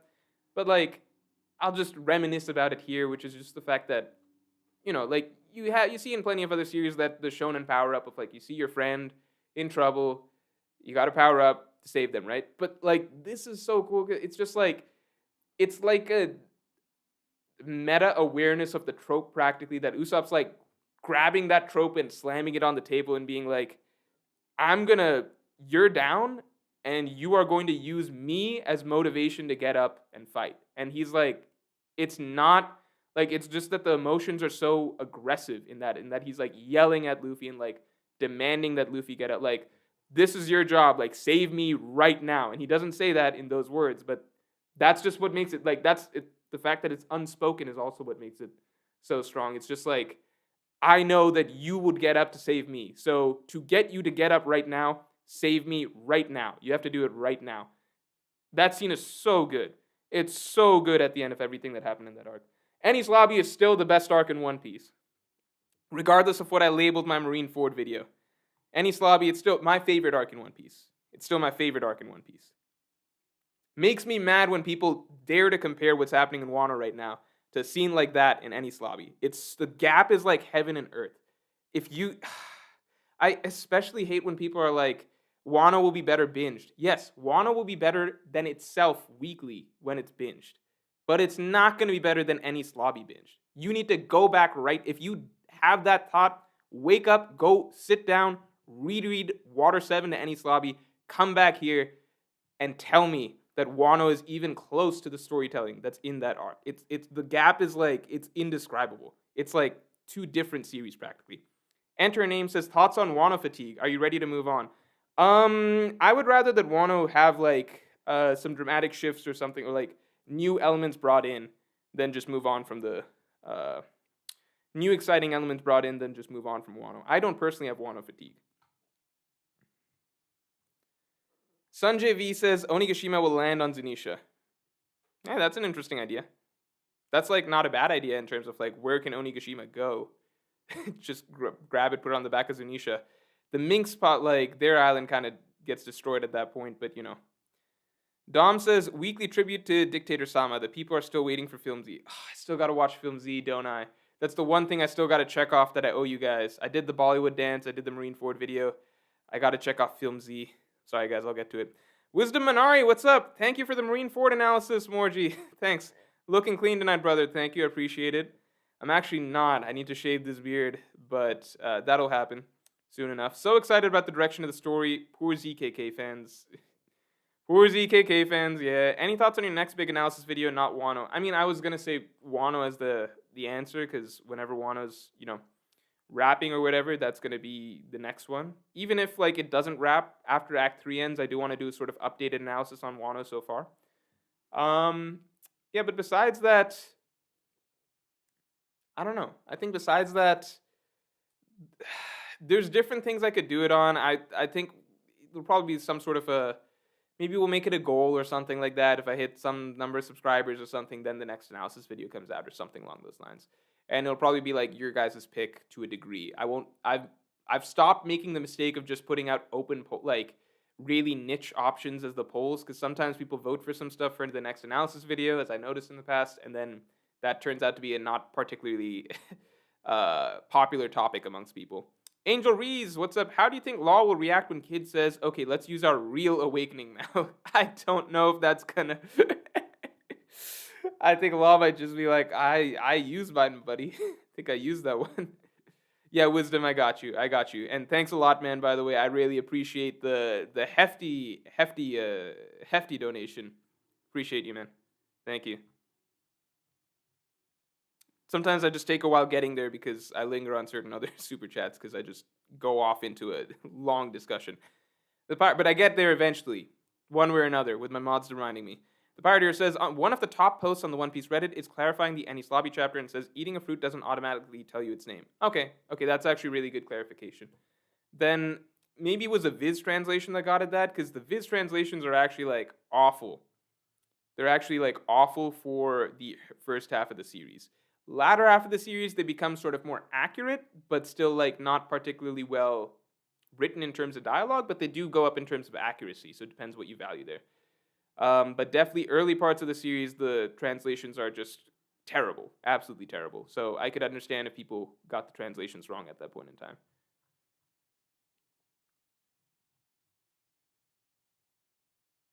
Grizzly Adams says Kaido's awakened form should look like Godzilla. That'd be pretty cool. That'd be pretty cool. Kaido's awakened form looking like Godzilla. I do like to think that there is a Godzilla fruit that we have yet to see. A Godzilla fruit. But I don't know about that. James Halder says, opinions on soccer as a sport, it's my fave. So James Halder, because you said soccer, I'm going to assume are you not an international football watcher? I'm not a soccer fan. I played soccer when I was, a kid, because everybody did, because I think it's like a law, at least where I was from, that like every kid needed to play like rec soccer in a rec soccer league from like ages, I don't know, like 3rd grade to like 6th grade or something like that, or 5th grade. So that was just a thing. I liked playing soccer, but I never got behind really watching it as a sport, and don't really have any more thoughts on that. I understand it's the most loved sport in the world. I'm sure that it deserves that title. I personally am not that interested in watching it. Oh, fun fact, I played FIFA quite a bit my freshman year in college, because that was kind of like a game that was played amongst my circle of friends, right? And I was really, really, really, really bad at FIFA. Really, really, really bad at FIFA. And so, like, we would do teams in a way where, like, me and my roommate would team against, like, other people, right? Like, you kind of just have your teams, and then you just play 2v2 against, the other pairs of 2 or whatever, right? So I was really, really bad at FIFA, right? But my roommate was great. Like, he was very, very encouraging, very well, like, yeah, we got this. Like, nice stuff. Like not in those cheesy ways, right? But, like, like, very encouraging, very optimistic. And he would always be, like, pumping me up, like, whenever I, like, did something good or whatever. And there were signs of improvement, but just over some period of time, like, we just kept losing over and over. And then at some point, he just, like, broke down. Not broke down, but, like, finally his enthusiasm just broke. And he couldn't fake it anymore. He's just like, dude, you're not getting better. And I'm like, oh, man, that's not what I want to hear. He's like, yeah, you're not getting better. And I was just like, fuck. Because this whole time, like, he was really, really being encouraging and, like, praising me for, like, every little thing and trying to make me believe that I was slowly turning into, like, a FIFA god. But we kept losing, right? We were the worst team out of all of the teams that we played amongst. And eventually, you just couldn't keep it up any longer. You just had to break it for me that, like, hey, you're not getting better. I was like, I know. Luckily, we all stopped playing FIFA a little bit after that, but that was now that I think about it, I don't like soccer that much. Mr. Borgia Parada says Uranus equals Uo Uo no Mi plus only the Kazuki bloodline can awaken it. Must not die. Uo Uo no Mi. What is that? I don't even know what that means. The Azure Dragon is a forgotten deity of Wano and belongs there. I don't know how to unpack your super chat here. So, Uo Uo no Mi. I don't know what that means. If you told me what that means, that'd be interesting. Only the Kazuki bloodline can awaken it. Okay, so that's why they cannot die. And the Azure Dragon is a forgotten deity of Wano and belongs there. Interesting stuff. I just don't know what to make of it. I do think that something related to the ancient weapons is at play with Zunisha here. Aslan says, make your last ever video a Luffy analysis. My last ever video? Why are you penciling in my last ever video already? A Luffy analysis is like one of those things that's so, like, here's the tricky thing. I'm at a point where I can do some shorter analysis videos just to do them, but I have no, like, real interest in doing them. And then I can do longer analysis videos like a Luffy analysis or some of the big things that I want to do, like One Piece's story structure. I think One Piece has the best story structure of any story I've ever read. Um, there's certain like, and then tackling certain themes like will, like inherited will, fate, like dreams, stuff like some of the really really big stuff. Those are the only videos that are left. So either I can go really small and do stuff that nobody will care about, like Alabasta analysis. I think people might care about that a little bit. Alabasta analysis, or like analysis of some of the lower level strats and stuff like that, lesser tier popularity strats and stuff like that, or just certain concepts that are interesting to me but maybe not super interesting to other people. But analysis videos suck up so much time, at least the way that I like doing them. So it's like either I go small or I go big. So it's tricky because it's like either I have to do the stuff that's left is like either bigger than any Slavian Marineford or at least minimum roughly the same size, about an hourish. Like I can't do a Luffy analysis video like holistic, like really properly and really well without it being like roughly that length. Either it gets to that length or I do something small that I'm personally not going to be that passionate about doing, right? Even if it does get good views and stuff like that, it's just like I don't want to push myself to do an analysis video. So I'll have to think about it. I'm not thinking about it right now, to be honest, just because I just did the Marineford video. Diddle TTs, what's up? We already saw Kaido's awakened form in page 5 of 1037. He has larger nose. Why? Yeah, I talked about this with Brago. I know what you're talking about. That's not Kaido's awakened form, at least not my interpretation of it. That mostly just seem. So what Diddle TTs is saying is that page 5, chapter 1037, Kaido has larger muscles. He has a different expression. He has larger muscles, wider nose, different eyebrows and teeth when he's happy drunk, and we see his normal hybrid when he's in angry drunk mode. I think that one panel of him like kind of looking a little different, I don't think that was his awakened form. I think it was rather just, a comical happy face, comical laughing face. You know what I mean? Lots of characters' expressions are drawn differently when they're gag moment or comedy moment, stuff like that. You know what I mean? Aslan saying, guys, please be nice. What are people saying to me to be mean? What's being said to be? If it's being mean to other people, I don't care. But if it's this is about mean, this is about being mean to me, then I got an issue. I don't see people being mean. I don't know what Aslan's talking about. Logan Allison says, does Morge only read super chats? I disproved you right there, Logan Allison. But my priority is generally that, because if I ignore those, then people get mad at me, and also just like if you super chat me, of course I'm going to respond to it. So that's just the way it goes. All right. Daniel Carr says, the voice acting when Luffy screams after Usopp's motivation gives me chills every time.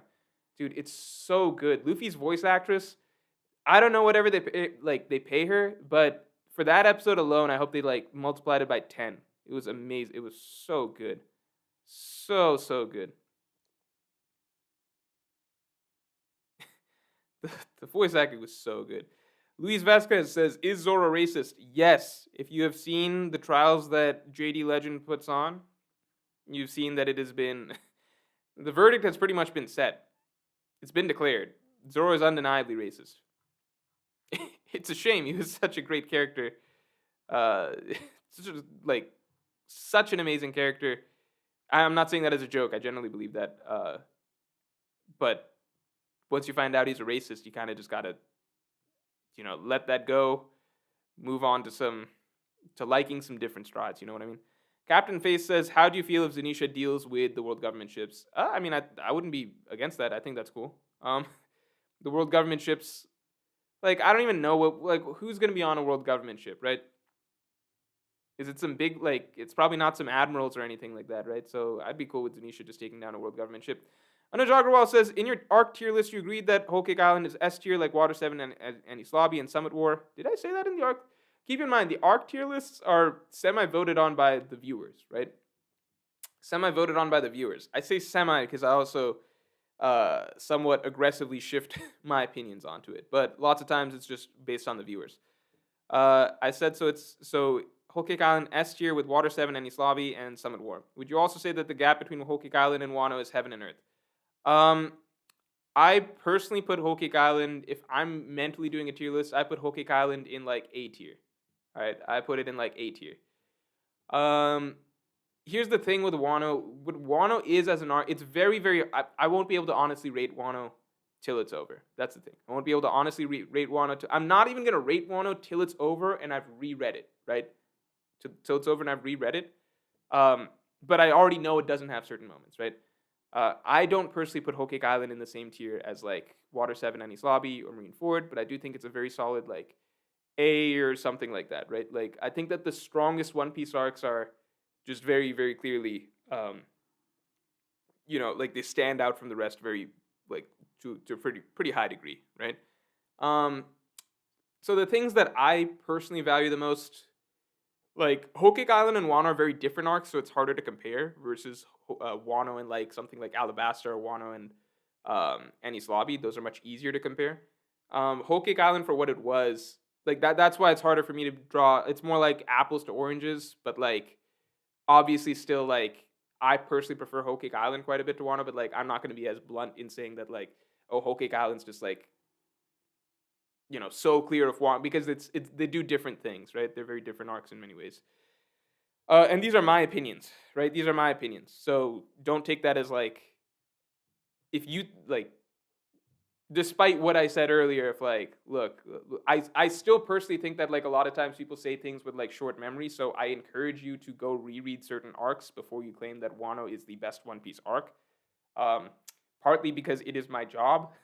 I do have to go back to older sections of One Piece more frequently, so I get to make those comparisons much more freely, I guess, because certain things are just fresher in my mind. So I'm not just like say like I promise you it's not just like nostalgia. Like I can go back and clearly see, okay, like everything about this arc is very different than certain things that are happening here, right? And I do go back and reread sections of Wano. So all I can say is that I encourage people to. I'm not trying to discredit people's opinions, but I do encourage people to go back and reread certain previous arcs before saying that that stuff was nowhere near as good as like what's happening now or something like that. Adrian Hakeem says, would you prefer Law and Kid to beat Big Mom or Luffy to? Luffy to, because the storytelling setup is much more clearly and concretely there for Luffy to do so. But at this point, I wouldn't be, depending on how things go, if it's some sort of Kid and Law get their win and then Luffy gets his win afterwards or something, I'm totally down with that.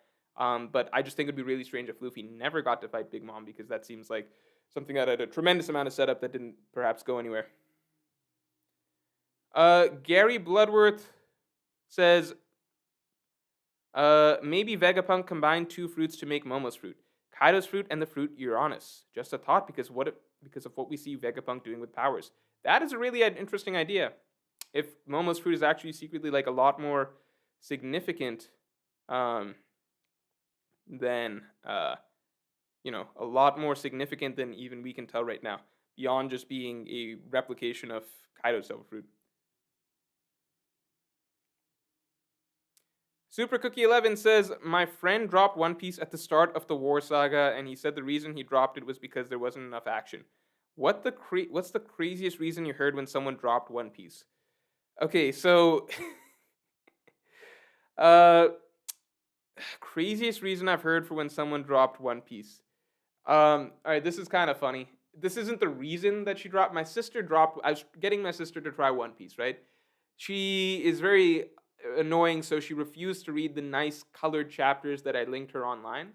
So she was reading the physical volumes, and I tried to explain to her that, look, the physical volumes, their translations and stuff, they're no good, right? At least for the first half of the series, you're not reading the same series if you're reading this, right? She refused to listen because she's just like, no, I want to read it like a book, okay? So I don't know why I had to explain that, but I felt like I had to explain that. Already the way she's reading it annoys me, all right? She's getting partway through the series, and then she basically, I think she gets close to the end of, I think she finishes the Arlong Park arc, and she's basically like, okay, this wasn't for me. The reasons that she dropped it are, it's kind of fun. No, I think she got through them entering the Grand Line or something, right? Like the first 100 chapters. She gave all sorts of reasons that kind of I just never really understood. So one big one is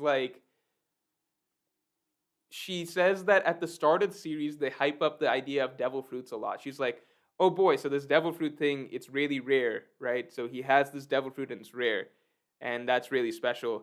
And then she was mad that it's not special, and she's like, but everybody just has a devil fruit. And I was like, yeah, that's true, but that's not like a flaw of the series. That's like, you would just expect that.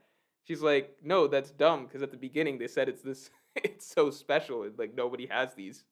She's like, but then everyone just has a devil fruit.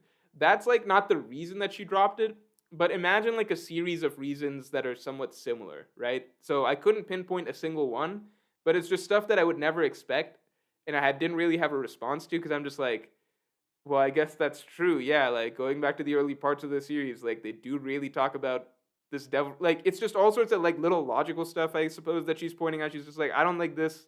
This is dumb. I don't get this. And I was like, okay, this series is just not for you. I was totally wrong on that. Maybe if she'd read the nice colored scans I sent, then she'd change her mind. But I don't know. Sulong Beppo, like we'll ever see that. To me, it's obvious that the Gorosei are talking about Shinobu's fruit. Its true name is the Toki Toki no Mi, and its awakening ability is time travel. What? They're talking about Shinobu? Its true name is the Toki Toki no Mi, and but that's not Shinobu's fruit. That's Toki's fruit. We already know what the Toki Toki no Mi is. Someone said more. Wait, scroll past it. I saw someone said, Morge, what's your favorite manga series? What do you think? It's this one. It's the one we're talking about.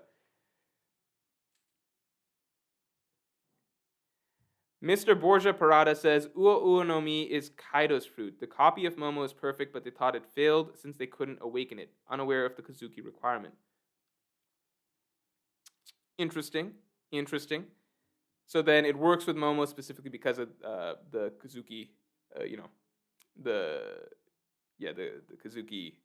Kazuki combination with that fruit is something very, very precise. That's interesting.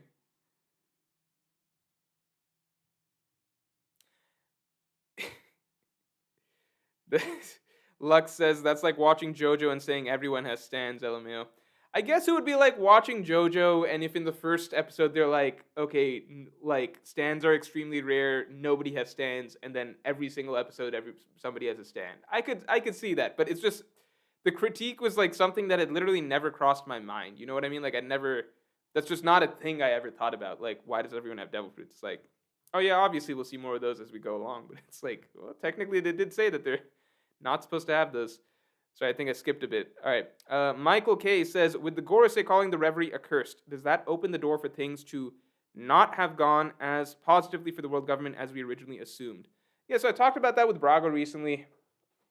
I had actually just like not thought anything of it when I saw that. Okay, because I had assumed that they were just complaining about the fact that like, the revolutionaries did this stuff or whatever, and like maybe there's some lingering post effects after this, right? Like we saw the news getting out, like Big News Morgan's posting a bunch of stuff, so like probably rumors and things spreading. So Oda's really teasing the after effects of the Reverie.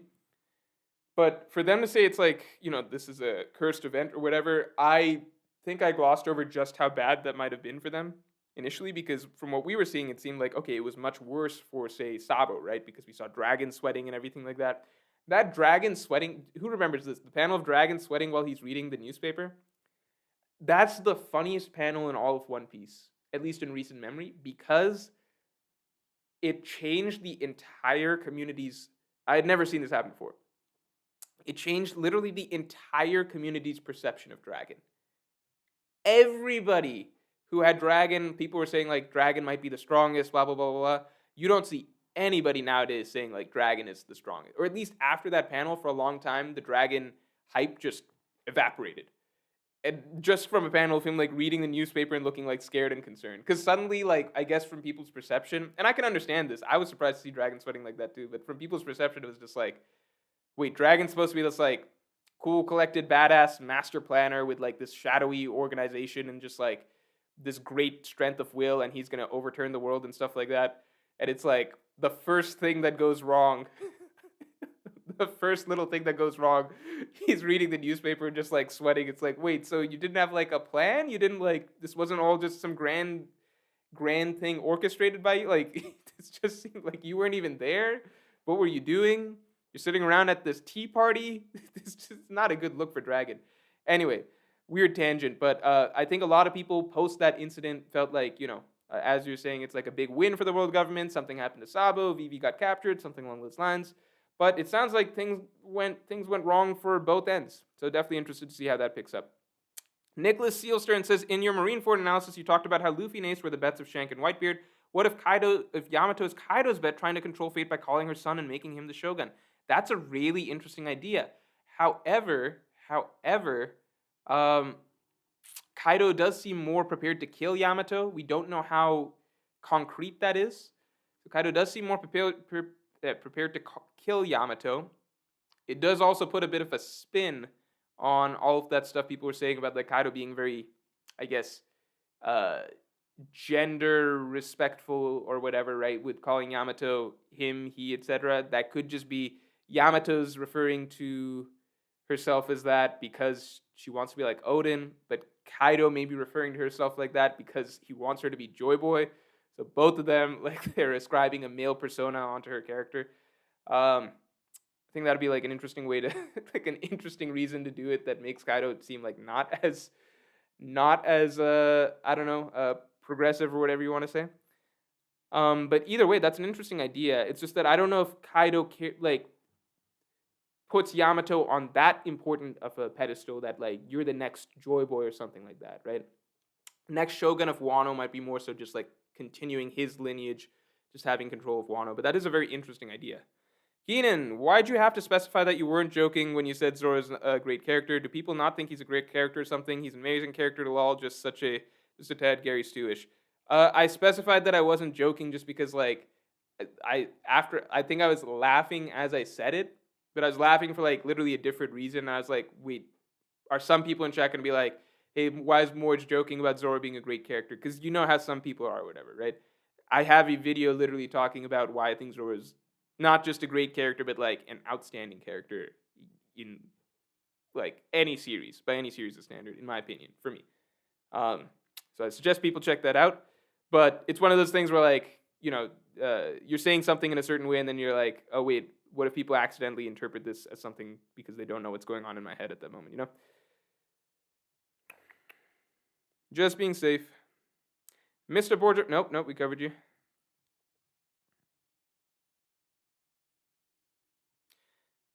Oh no, we're back. Mr. Borgia Parada says, last one, King of the Beast. Momo awakened the fruit when he was aged up. He subconsciously called for Zunisha with his struggle holding Onigashima. Oh, that's such an interesting idea. That's a really interesting idea. These are some really great... Man, I think I've seen like more good theories come out like this stream than I could have ever expected. Like some weird, questionable ones, but like a lot of interesting stuff. So like I think the two things that have stood out to me personally are the Tama angle, right? So Tama's fruit being a very dangerous fruit that gets awakened, that was what initially controlled Zunisha. I think that's even something that was floating around initially, but this adds the angle to it that Tama's fruit is actually like some special fruit that the name was changed for, right? Then the flip side angle is basically obviously that, and this was the Joy Boy angle, right? The Joy Boy angle, and props to Joy Boy, I think this is a great theory. It fits in so many ways. Sometimes Joy Boy's theories I'm like, I think are like kind of out there and like really like, what if this could happen? Like, kind of like, just more like openly imaginative, like really out there possibilities. But this one's like, I think, a really beautiful one. If he's right on this, I think that'd be like really amazing. That Kaido and Momo's fruit Kaido's fruit could be Uranus. Momo's fruit is like a replication of that. And only a user of Uranus, who is also a Kazuki or something like that, can command Zunisha. I think that'd be really, really interesting. So, yeah, definitely some really good theories that came out of this stream. Super chat from Joe Mama. Can you see Big Mom off-screening the goofballs? The goofballs, that's what we're calling them now. I don't think, just the direction that Oda's going, I don't think that Kid and Law are going to lose here. I think that they're going to get a win. Temporary win, so not like a permanent win, but I think a temporary win. I think, in my opinion, probably a temporary win. I don't think Big Mom the Yonko is just defeated in one chapter or something like that. But look, we're just on a train right now where like things are being checked off. Again, I've said this multiple times, but We've got Raizo versus Fukurokuju, right? Hiyori and Denjiro taking care of Orochi. Yamato stopping the yokai, Momonosuke holding up Onigashima, and Kid and Law taking care of Big Mom. And then after that, we get Luffy versus Kaido, right? So I think all those things will get checked off, and then we, on to whatever comes next, essentially. Power Rangers. Thanks, Phantom Greyfire. Can Zoro take on the Dark King? Can he take on Rayleigh? Like Rayleigh right now? Can he take Rayleigh right now? That's a hard one. I would say I'm gonna get massacred either way, right? Like, cause if I say yes, that people are like Morge is a huge Zoro tard. If I say no, people are gonna be like, Morge underrates Zoro so hard he doesn't even have him over like old man Rayleigh who's past his prime and stuff. It's like a lose-lose situation. I'll say I don't think that Zoro had a lot of trouble with King by the end of it. I'll say that. I'll leave it at that. And so, wherever you want to place Old Man Rayleigh, obviously Prime Rayleigh I think is a totally different beast. I think Prime Rayleigh destroys Zoro right now, in my opinion. But Old Man Rayleigh, like, if I'm being honest, yeah, I think Old Man Rayleigh is above Zoro right now, personally. But it's one of those things where I wouldn't be surprised if Zoro is actually closer or even stronger than we thought, just because Oda really didn't have Zoro have like once Zoro figured out Advanced Conquerors Haki, and like Zoro was also figuring out like how to deal with King's tricks. Zoro really didn't have trouble after that. You know what I mean? Like so Zoro beat King pretty comfortably. So like I would give it to Old Man Rayleigh, and I think like yeah, definitely him. But I could totally imagine it being not the case. You know what I mean? Jujutsu Joe 21 says, do you think Elbaf will be the next arc after Wano? Yes. Usopp is my favorite character after Luffy, so I hope so. Yes, I think Elbaf is definitely the next arc after Wano. It fits so neatly right there. So neatly. Diddle TT says, I decided to give Black Clover a shot, and it's surprisingly enjoyable after the first dungeon arc. Did you ever plan to do a video defending the series? I would love to. The thing is, like, doing a video defending Black Clover is so far down. Like, if we're talking about, like, hypothetical, yeah, sure, I would love to do a video defending Black Clover. But in terms of, like, priorities, doing a video defending Black Clover is, like, so far down my list of priorities. Like, I would rather do a video on, like, Chainsaw Man, Steel Ball Run, Berserk, Vinland Saga, something like, there's so many other series I would rather do first if I'm branching out than before doing Black Clover. So it's not exactly high on the priorities list, but I've said this so many times, like, people make fun of Black Clover because they kind of like they hold it to a certain standard that it's not even interested in reaching. You know what I mean? Like it's just doing the basic shonen stuff in a way that it's like hitting the normal shonen template very well, right? It's hitting the normal shonen beats very well. It does copy a tremendous amount from other series, right? But it gets away from that the further on you get away from the beginning of the series, right? So early on, it feels like a carbon copy of other stuff. As it moves on, it gets away from that. And it does some basic things that I really like, which is, one, it does not forget about its characters. The guy plans for all of his characters. That doesn't necessarily mean he has the deepest character arcs, and I think that's kind of the standard that people hold it by. It's like, well, does he have like Shigaraki's type backstory and stuff like that? No, that's not a Black Clover thing. But he has nice little character ideas thought out for everybody. He doesn't forget about anybody. He's got little backstories for everybody. And he's got arcs set out for everybody. And the important thing when I say he doesn't forget is that he also plans. So the character arcs that he has for characters, they're not just like one and dones. He's got a long-term vision for each character, and you can see what's happening each arc with each character. And so it's like a mix of like never trying to break past like the basic shonen corniness and cheesiness. But when I say it's done right, I'm saying like from a storytelling perspective, even if he's not doing anything particularly deep or groundbreaking, he hits all the beats and he doesn't forget and he progresses things and develops things properly, which a lot of other series don't do, or they kind of just fall apart with like as they go further on. So it's like, yeah, it's great if you like have more complex series and stuff like that, but if you fall apart later on, that's a problem. Whereas Black Clover, it looks like it's just checking off stuff and like kind of just being a very enjoyable series that you can do as like comfort food that is totally fine. It's not a great series, but it's a very enjoyable series if you just let it be that. Like, so I don't know. I think people make fun of Black Clover, which is just like it's kind of like making fun of, I don't know, like how do I say it? It would be like making fun of like, I guess, Teen Titans, right? Who would get this reference? It's like making fun of the show Teen Titans for not being Avatar: The Last Airbender. It's like that's not the standard you should. It's a totally different show. It's like just enjoy it for what it is. It's enjoyable if you just enjoy it for what it is. That's pretty much it. Um, Eat Vegetable says Emu's thing that showed him the straw hat probably can't be Uranus because it isn't a weapon. Um, Love you, 100% Momo subconsciously calling Zunisha. Yeah, I definitely agree that Momo is 100% calling Zunisha. It makes sense. Momo's in a time of need. Um, the straw hat, it's not a weapon, but like we now know our definition of a weapon is so like a weapon can literally be a person and stuff like that. So again, if the straw hat's something that predicts the future of the entire world, and allows you to then like take action against it, I would consider that a weapon. Gabe C says, "Be honest, my cat issue is the best super chat to date." Gabe, I'd forgotten about your cat issue completely. I tried to wipe it from my memory because it was so forgettable. Mr. Crescent says, "Do you think Kaido will use his awakening to beat Luffy and end the raid, or use it in their second fight if the raid fails?" In my opinion, being that Kaido would beat Luffy, I would think that Kaido, like, to me, I would think that Kaido uses his awakening to defeat Luffy here. And that's why awakening for Kaido has been held off on for so long, because when it will happen, it would be very dramatic. Power Ranger says, can Kaido block a Zunisha trunk swing? Zunisha low diffing a lot of high tier fighters, including the Supernovas. I have no idea. It's really hard to say, because, like, you know, Kaido, like when you're dealing with like these Conqueror's Haki type characters, like look how strong Kaido and Big Mom's attack was, right? Kaido and Big Mom's combined attack, like it blew off part of Onigashima, like that would have leveled all of Onigashima if it had been directed at Onigashima, right? So it's very strong. Kaido and Luffy clashing, that splits the sky, right? So like the strength behind one of Kaido's swings when he's going like all out, it's very, very high.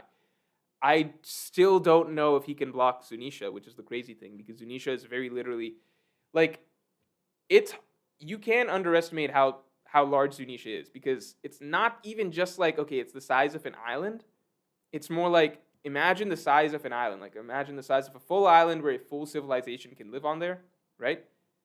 And then that you just imagined, that's just carried on Zunisha's back, right? So all of the nation of Zou, the entire nation of Zou, that's on Zunisha's back, right? So it's not even like like to stop the force of Zunisha, it's not even just like like like how big is that, right? Like that's just absurd, right?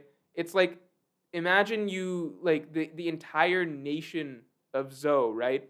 And then something way larger than that, because it's literally carrying the entire nation of Zou. So it's very, very, very hard to say. I don't even know how Zou compares in size to, like, say, Onigashima, right? I think Zou, like just the country part of Zou, is probably a larger expanse than Onigashima itself. So, yeah, I don't know. I don't know about that. Power Ranger says, can Kaido block Izunisha? No, we just did that. That's it. Oh, I'm seeing the Zoro Rayleigh discussion. Finally gotten to there. Yeah, okay, so it looks like most people are on Rayleigh's side.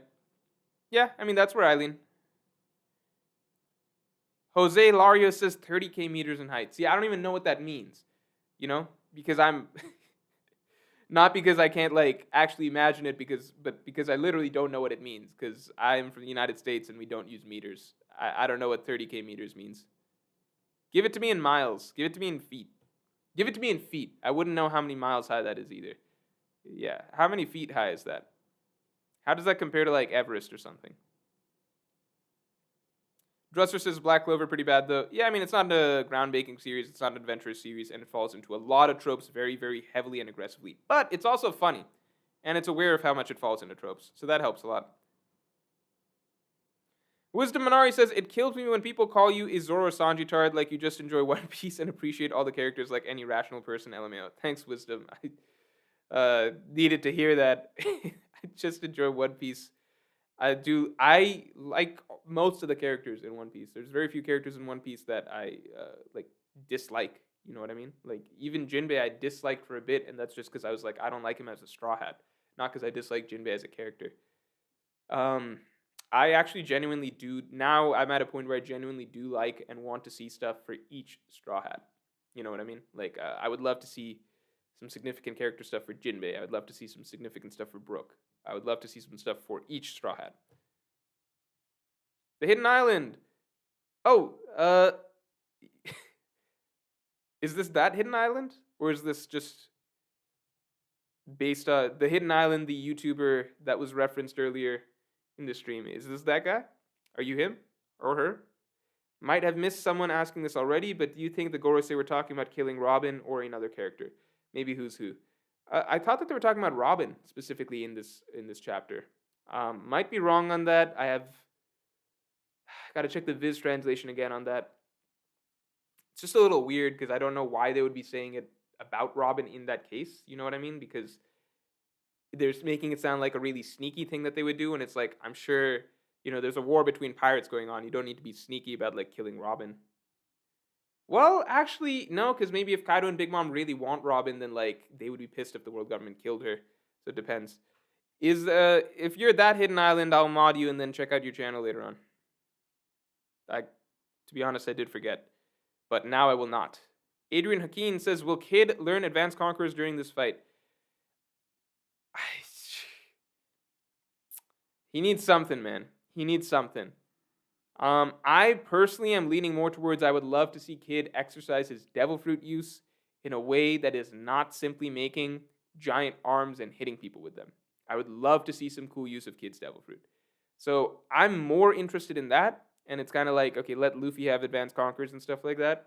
But if he gets it, I'm not complaining. It's just like the moment for him getting it would have to be really, really powerful, because at the moment we have very, very, very little to work with for Kid as a character, right? So for Advanced Conquerors Haki, you would want that to be a powerful moment, like looking at like Zoro getting it, right? I mean, Zoro pretty much, he was already phasing in and out with like Ashura and stuff like that, but like the moment he got it against King, right? That was built off the back of the Enma storyline, all of these flashbacks, like what we knew of Zoro as a character already. I enjoyed Zoro getting Conqueror's Haki for that. Like, it was built up enough, right? Like, Kid, if he gets it, it may feel like he's just getting it to kind of like, I've used this phrase a lot this stream, but to kind of just check off that box, like, okay, now Kid has it too.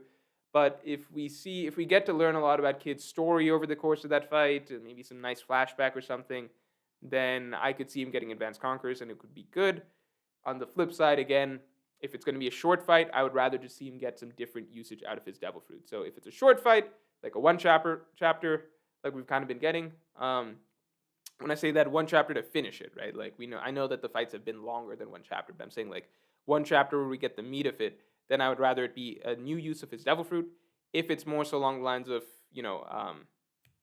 a longer sequence, like we get 1.5, 2 chapter, like some time to flesh out some story for Kid or something, then I could be on board with Advanced Conquerors. But I would hate to see him just get it to get it. Riassel Brett says, "Random, your eyelids are shiny." It's probably because of the light that I've got going on. I've got 2 big bright white light things, I guess like lamps or whatever, like right here. I could switch them to yellow, maybe for next stream, see how that looks.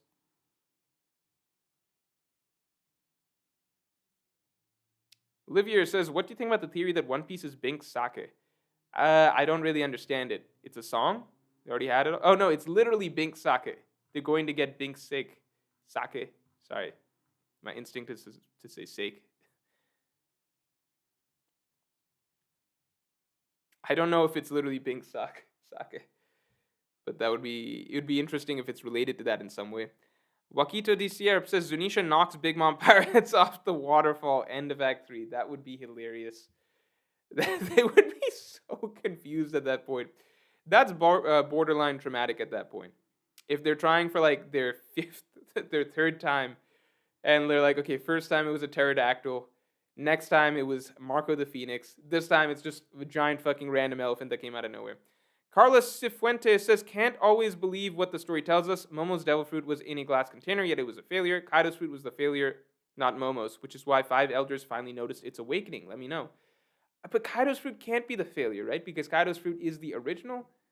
So, like, we know Momo's fruit was replicated, but you're saying we can't always believe what reading, right? So maybe it was Momo's fruit awakening. So let's say it's Momo's fruit awakening and him being able to command Zunisha. That makes sense. It's just, yeah, I just can't get behind the idea that Momo's fruit is the like the original or superior version to Kaido's fruit. Keenan says, Morge, before Momo got aged up, there was 15 minutes before Onigashima reaches the flower capital. If Momo called Zoe, he got there in less than 15 minutes. So I think he was already on his way there.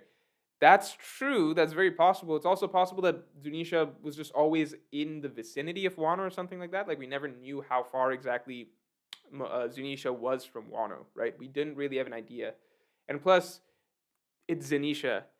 So if it books it, like if Zunisha is booking it, Zunisha could probably get from here to the red line. I don't know. I think Zunisha can get kind of anywhere it needs to go in a pretty fast degree of time. So I don't think we can ever be too surprised about like Zunisha showing up somewhere fast. I mean, it's Zunisha.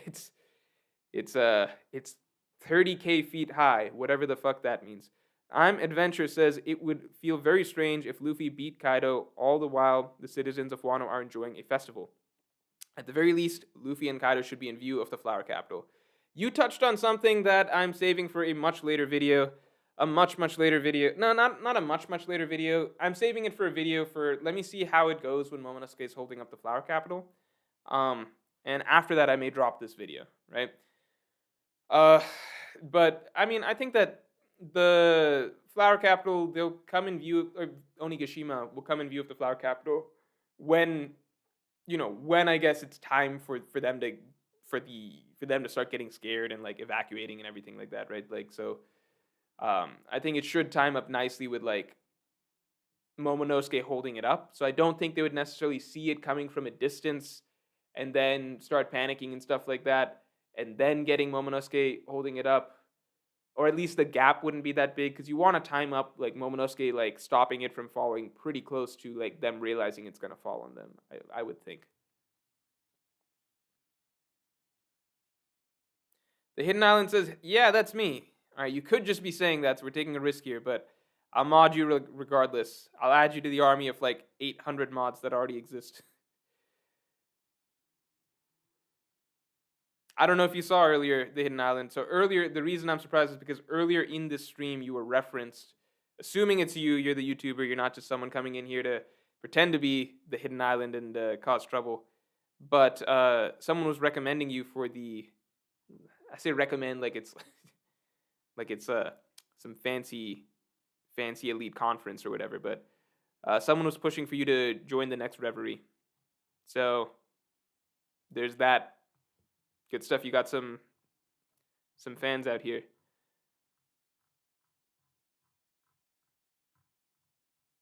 Oh, I guess I should follow. I will check out the channel and let Jay know. Jay's in charge of the next Reverie, so it's up to him, I guess. Basically, if you're trying to get in the next Reverie, then definitely make yourself known to Jay. But I'll definitely check out your channel.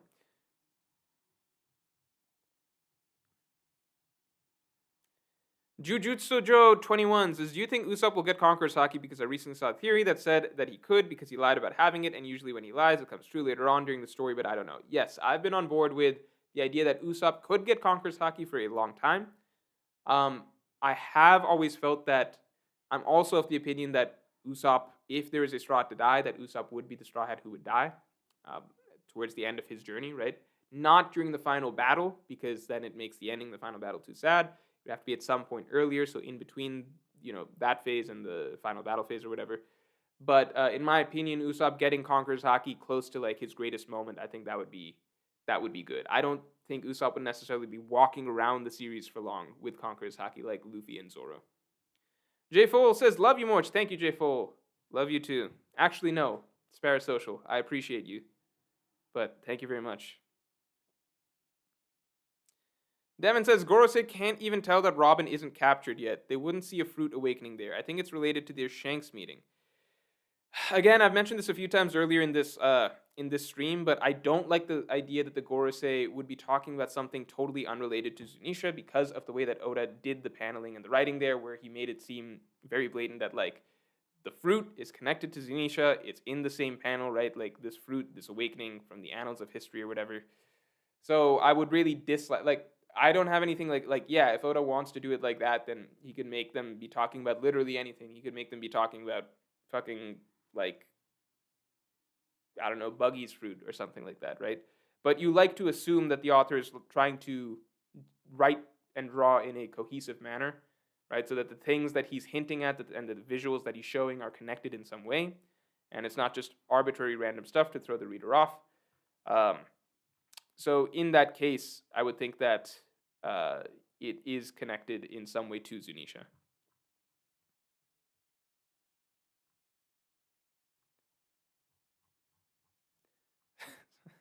Still seeing stuff clamoring for the Bollywood dance.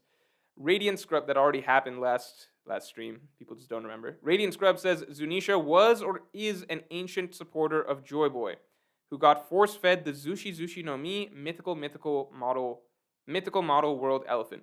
So, okay, a supporter of Joy Boy who got force fed the Zushi Zushi no Mi. Yeah, I mean that's like a possibility, but at the same time, it's also like like the idea that Zunisha could be a person. I mean, like the options are all there, right? The options are all there. He could be an island. He could be a weapon.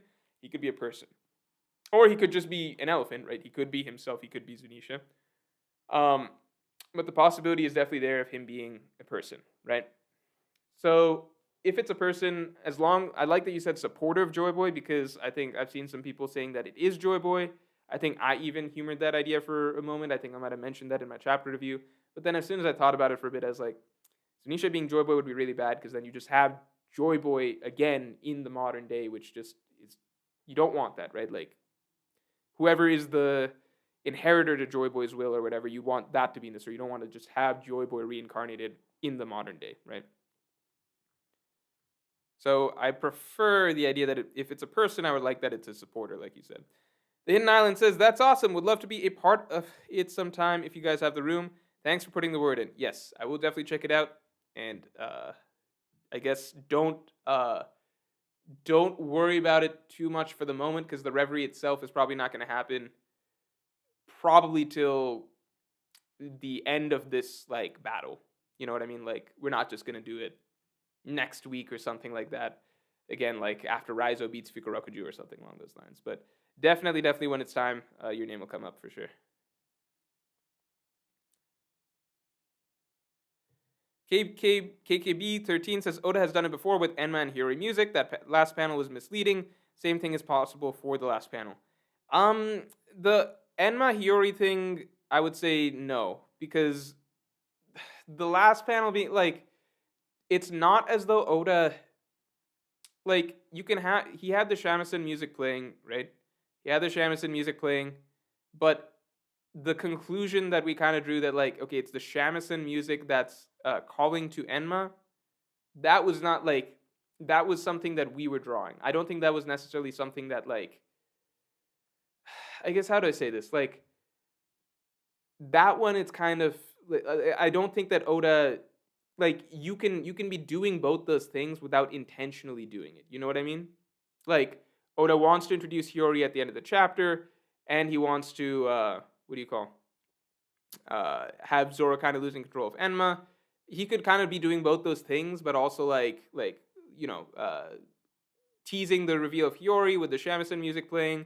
But Zoro was already kind of like getting beat up and losing control and stuff like that, and then Enma was going off and stuff. So like that is not something where I would necessarily be like, oh, Oda was like intentionally misleading us there. That's something that you could kind of see as like, okay, like Oda did things in a way that like, oh, you could accidentally believe that this is causing this or something like that. That's a little different. This, what we're having right here, it's literally like a panel of like Zunisha, right? Then cutting to the Gorosei, talking up some special devil fruit and something being awakened, right? And then cutting back to Zunisha and closing with saying the devil fruit, awakening, erased from the annals of history, stuff like that, right? Like the framing is very, very, very clear. Like you literally have text building up to the focus on Zunisha. So that's not something that you do accidentally. You know what I mean? So this like Oda this is very intentional the way he's doing it. So to intentionally write it like that and then just have them be talking about something totally unrelated to Zunisha in actuality, um, that's kind of, I don't know about that. Jujutsu 21 says, oh no, I hope your theory is wrong and Usopp doesn't die. He's my second favorite character in One Piece. I mean, I think that Usopp would have the best death of any character in the series by far, but I don't know. Masquerade NX says, I got you more. Zunisha is roughly 4 times the height of Mount Everest, coming in at 21 miles. Love the stream. Yeah, I don't know if Kaido's beating Zunisha. I don't know if anyone's beating Zunisha. That's insane. 4 times the height of Mount Everest, coming in at 21 miles. 21 miles is probably like, I don't know how many feet are in a mile. Probably like 100,000 feet. That's insane. I don't know if Kaido can take that. That's crazy.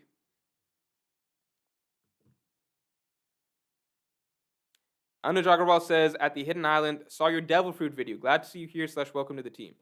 All right, I will check out the Devil Fruit video. That'll be the one that I scout out, I suppose. Keenan says, Hyakkimaru took him like a whole day. Took him like a whole day? Took Hyakkimaru like a whole day? I don't know what that means. All right, guys. I'm probably going to wrap stream in 10 minutes. So let's say no more super chats, and we'll just do some normal questions. Like Seek asking, where Bollywood dance? I did it last stream. You guys must have just missed it because you guys have such poor, attention spans. You probably just were looking the other way or like, had some other tabs open. You weren't paying attention. But I did it last stream. Hello Play says, cannonballs were about to low diff. Kaido mops. That's true. I did forget that cannonballs were potentially about to take down something 4 times the height of Mount Everest. Those must have been some strong cannonballs. All right, I don't know if Kaido. Let's say Kaido can beat Zunisha then. I'll drop that. I forgot about that part. Can Kaido stop a swing from Zunisha's trunk though? I don't know. Can Kaido stop something that's like 4 times the height of Mount Everest, 100,000 feet tall, taking a swing at him? I don't know. Sean Easton says, hey Morge, Laboon could take Zunisha. No, Laboon's not even close. Pre-time skip Luffy? I take pre-time skip Luffy over Zunisha right away. Yeah, everyone remembers the Bollywood dance. Joe Mama says, King says Pirate King before Roger has the... Pirate King before... King says Pirate King before Roger has the title? What? Pirate King before Roger has the title. 1036. What does that mean? I don't even know what that means. Joe Mama, you need to elaborate. You don't need to super chat. Just say something normal and I'll watch out for your chat. I don't know what you're talking about. Flamingo Guy says he did the dance last stream. Agreed. Why am I the only one that remembers it? I don't know, Flamingo Guy. I don't know. They don't pay attention. They just tune into the stream. They open up other tabs. Pornography, most likely. And they're just sitting around jerking off while I'm doing a nice Bollywood dance in the other tab that they refuse to pay attention to.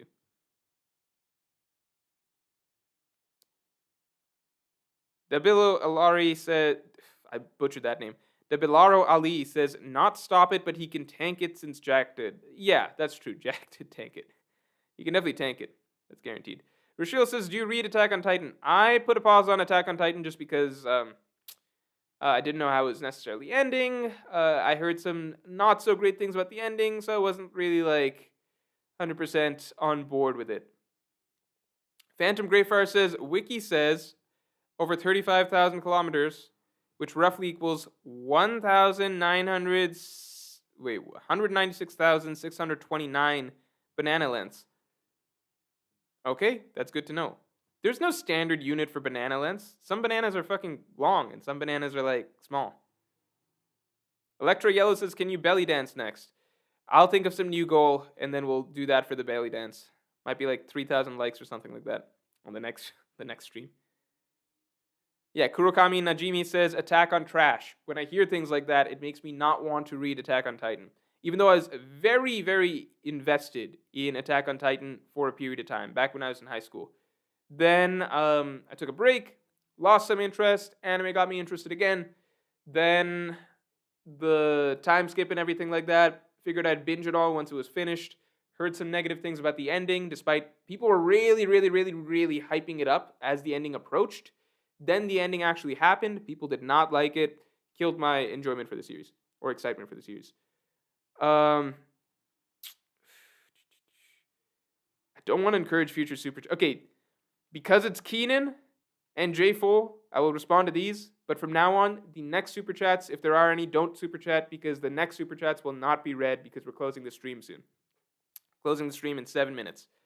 But because it's Keenan, I'll of course answer. Pirate King as a title didn't exist until Roger already reached Raftel. He was never trying to become Pirate King, but he's saying King says Pirate King in 1036 before the title Pirate King is even a thing. That is a really good point. That is really, really, really interesting. Before the title Pirate King is even a thing. Before the title Pirate King is even a thing. So what was what was the age looking like, right? So Roger hits Raftel, right, around that point, comes back. Yeah, like Odin gets back to Wano shortly after Roger is called Pirate King. So therefore, it really isn't that, there's not a lot of, time. It's not like Kaido can age a bunch. It's possible that was just a mistake. Maybe that's just a mistake timing wise, but that's a really, really good point. There's nothing I can say. Like, I can't make anything of that. Unless it was something like maybe Rox already had it in his head and used this language before that, like, he's going to be the Pirate King or something like that, like, or he is the Pirate King, but it wasn't like as universally said as Rogers was. I don't know. That's a really, really interesting discrepancy. I didn't know. J Full says, "Stop friend zoning me, damn it." Sorry about that, J Full. It's just the way things, gotta be. Burrito Bros does not listen to me, but that is okay. That is okay. Devin says, "I don't think this is right." What does that mean?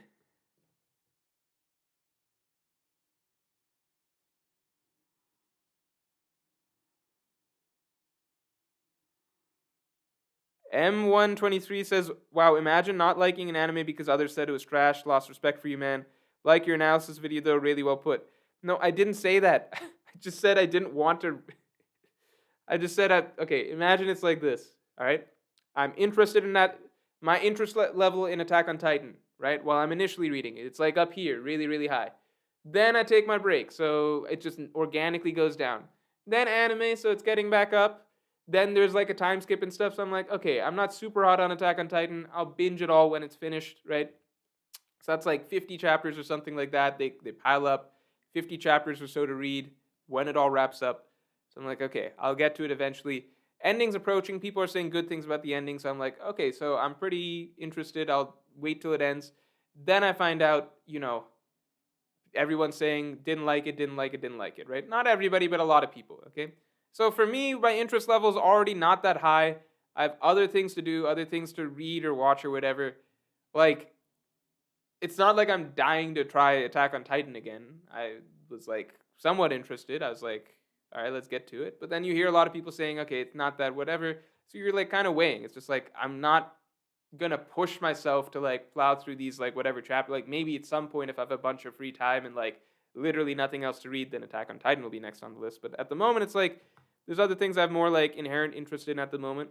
And if Attack on Titan, not a lot of people are exactly vouching for it and some people are actually discouraging it, I'm just like, that doesn't make me interested to go read it. So it's not exactly like, oh, because you said it's bad, therefore it's bad. It's more like, am I going to push myself to read it when I'm already personally not that invested in reading it? No. Jose Lario says, I felt the time skip was too sudden. In what, Attack on Titan? Or in One Piece, the time skip was not sudden, right? I don't think that was the case in One Piece. One Piece, the time skip was pretty like. Some people are saying read it. Maybe I'll read it. You guys want to know what I'm reading right now? What I'm reading right now is, funnily enough, it's the One Punch Man webcomic. So not even the manga, but the webcomic. Because I'm caught up on the manga, and the One Punch Man manga right now is really, really, really good. Like, it's very, like, it. One Punch Man, I used to never like think that, like, I used to kind of just be like, I like the series, it's a fun series, don't think that highly of the series because, like, at the end of the day, it's a gag series, right? We always know it's going to win. But I'm just impressed because the guy, even though we know Saitama is the strongest, he can one punch whoever, right? Like we know that at the end of the day, there's no real threat. The bad guy will always be easily defeated effortlessly by Saitama. I don't know, like the last like 3, 4 straight chapters, Murata and One have been actually like wowing me with like some of the just creative ideas that they've been coming up with, and they've found ways to just make it actually like a very exciting arc with like a sense of stakes, despite the fact that they've got the walking like I don't, sorry, I don't even know what to call him. Um, uh, like not Deus Ex Machina, but like the walking solution to all their problems, just just strolling around. I don't know how he does it. It's pretty cool. Um, big fan of One Punch Man right now. Yeah, it's unironically good. Like for a while, it was like like it was like a fun gag manga, but like at the moment, it's like really fun. Like that's the series right now at this moment that I'm most looking forward to the next chapter. So I'm on to like trying out the webcomic.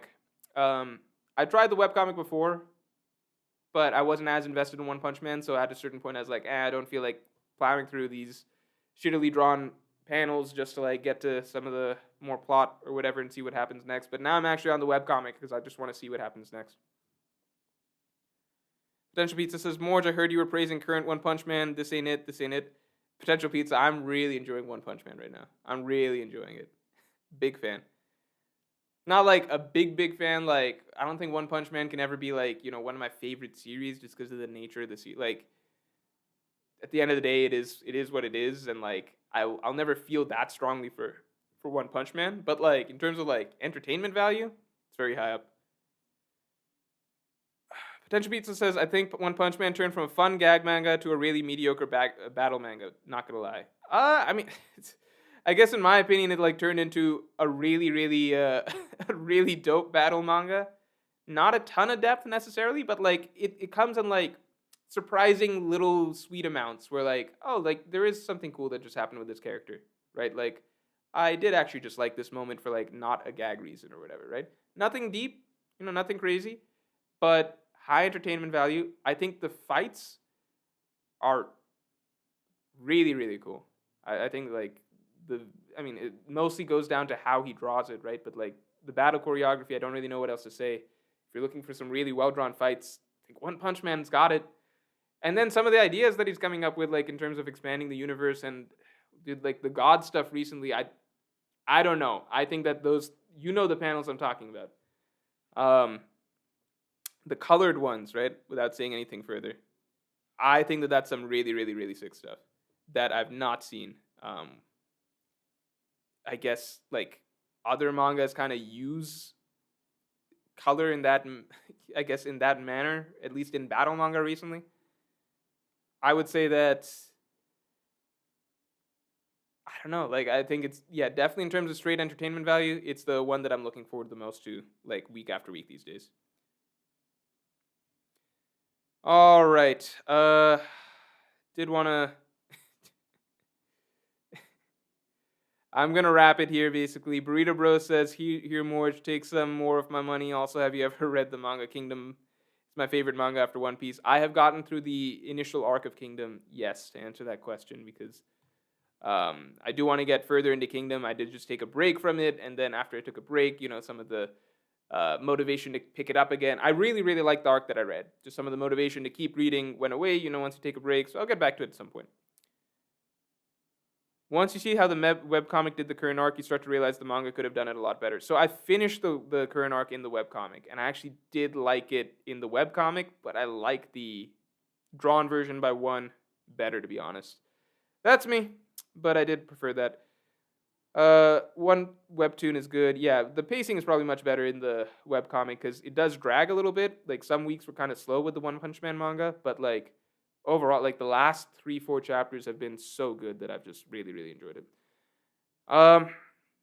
Yeah, a lot of the manga's editions are definitely fillery because but that's just the nature of it. But the nature of it is that everything essentially becomes fillery because it's all lead up to Saitama just one punching the bad guy, right? So whatever you flesh out, you can flesh out the rest of it as much as you like, but it's never really going to change the final outcome because the final outcome is just it's always just going to just take a big fat shit off over like everything that was built up over the course of the arc. But you can get some really cool fights and some amazing action, some interesting setups, some, I guess like really, really, really cool character introductions, if you know what I'm talking about, along the way, as well as some nice character moments that I didn't expect from this series. So we're gonna leave it at that, and I think that basically Mashi. What's Mashi? Popcorn, not nutritious, but a really dumb fun read. Maybe I'll try Mashi. I don't know what that is, but that is all for this stream. I will talk to you guys later. Thank you for tuning in. And yeah, I guess that's basically it. Watch out for the video tomorrow.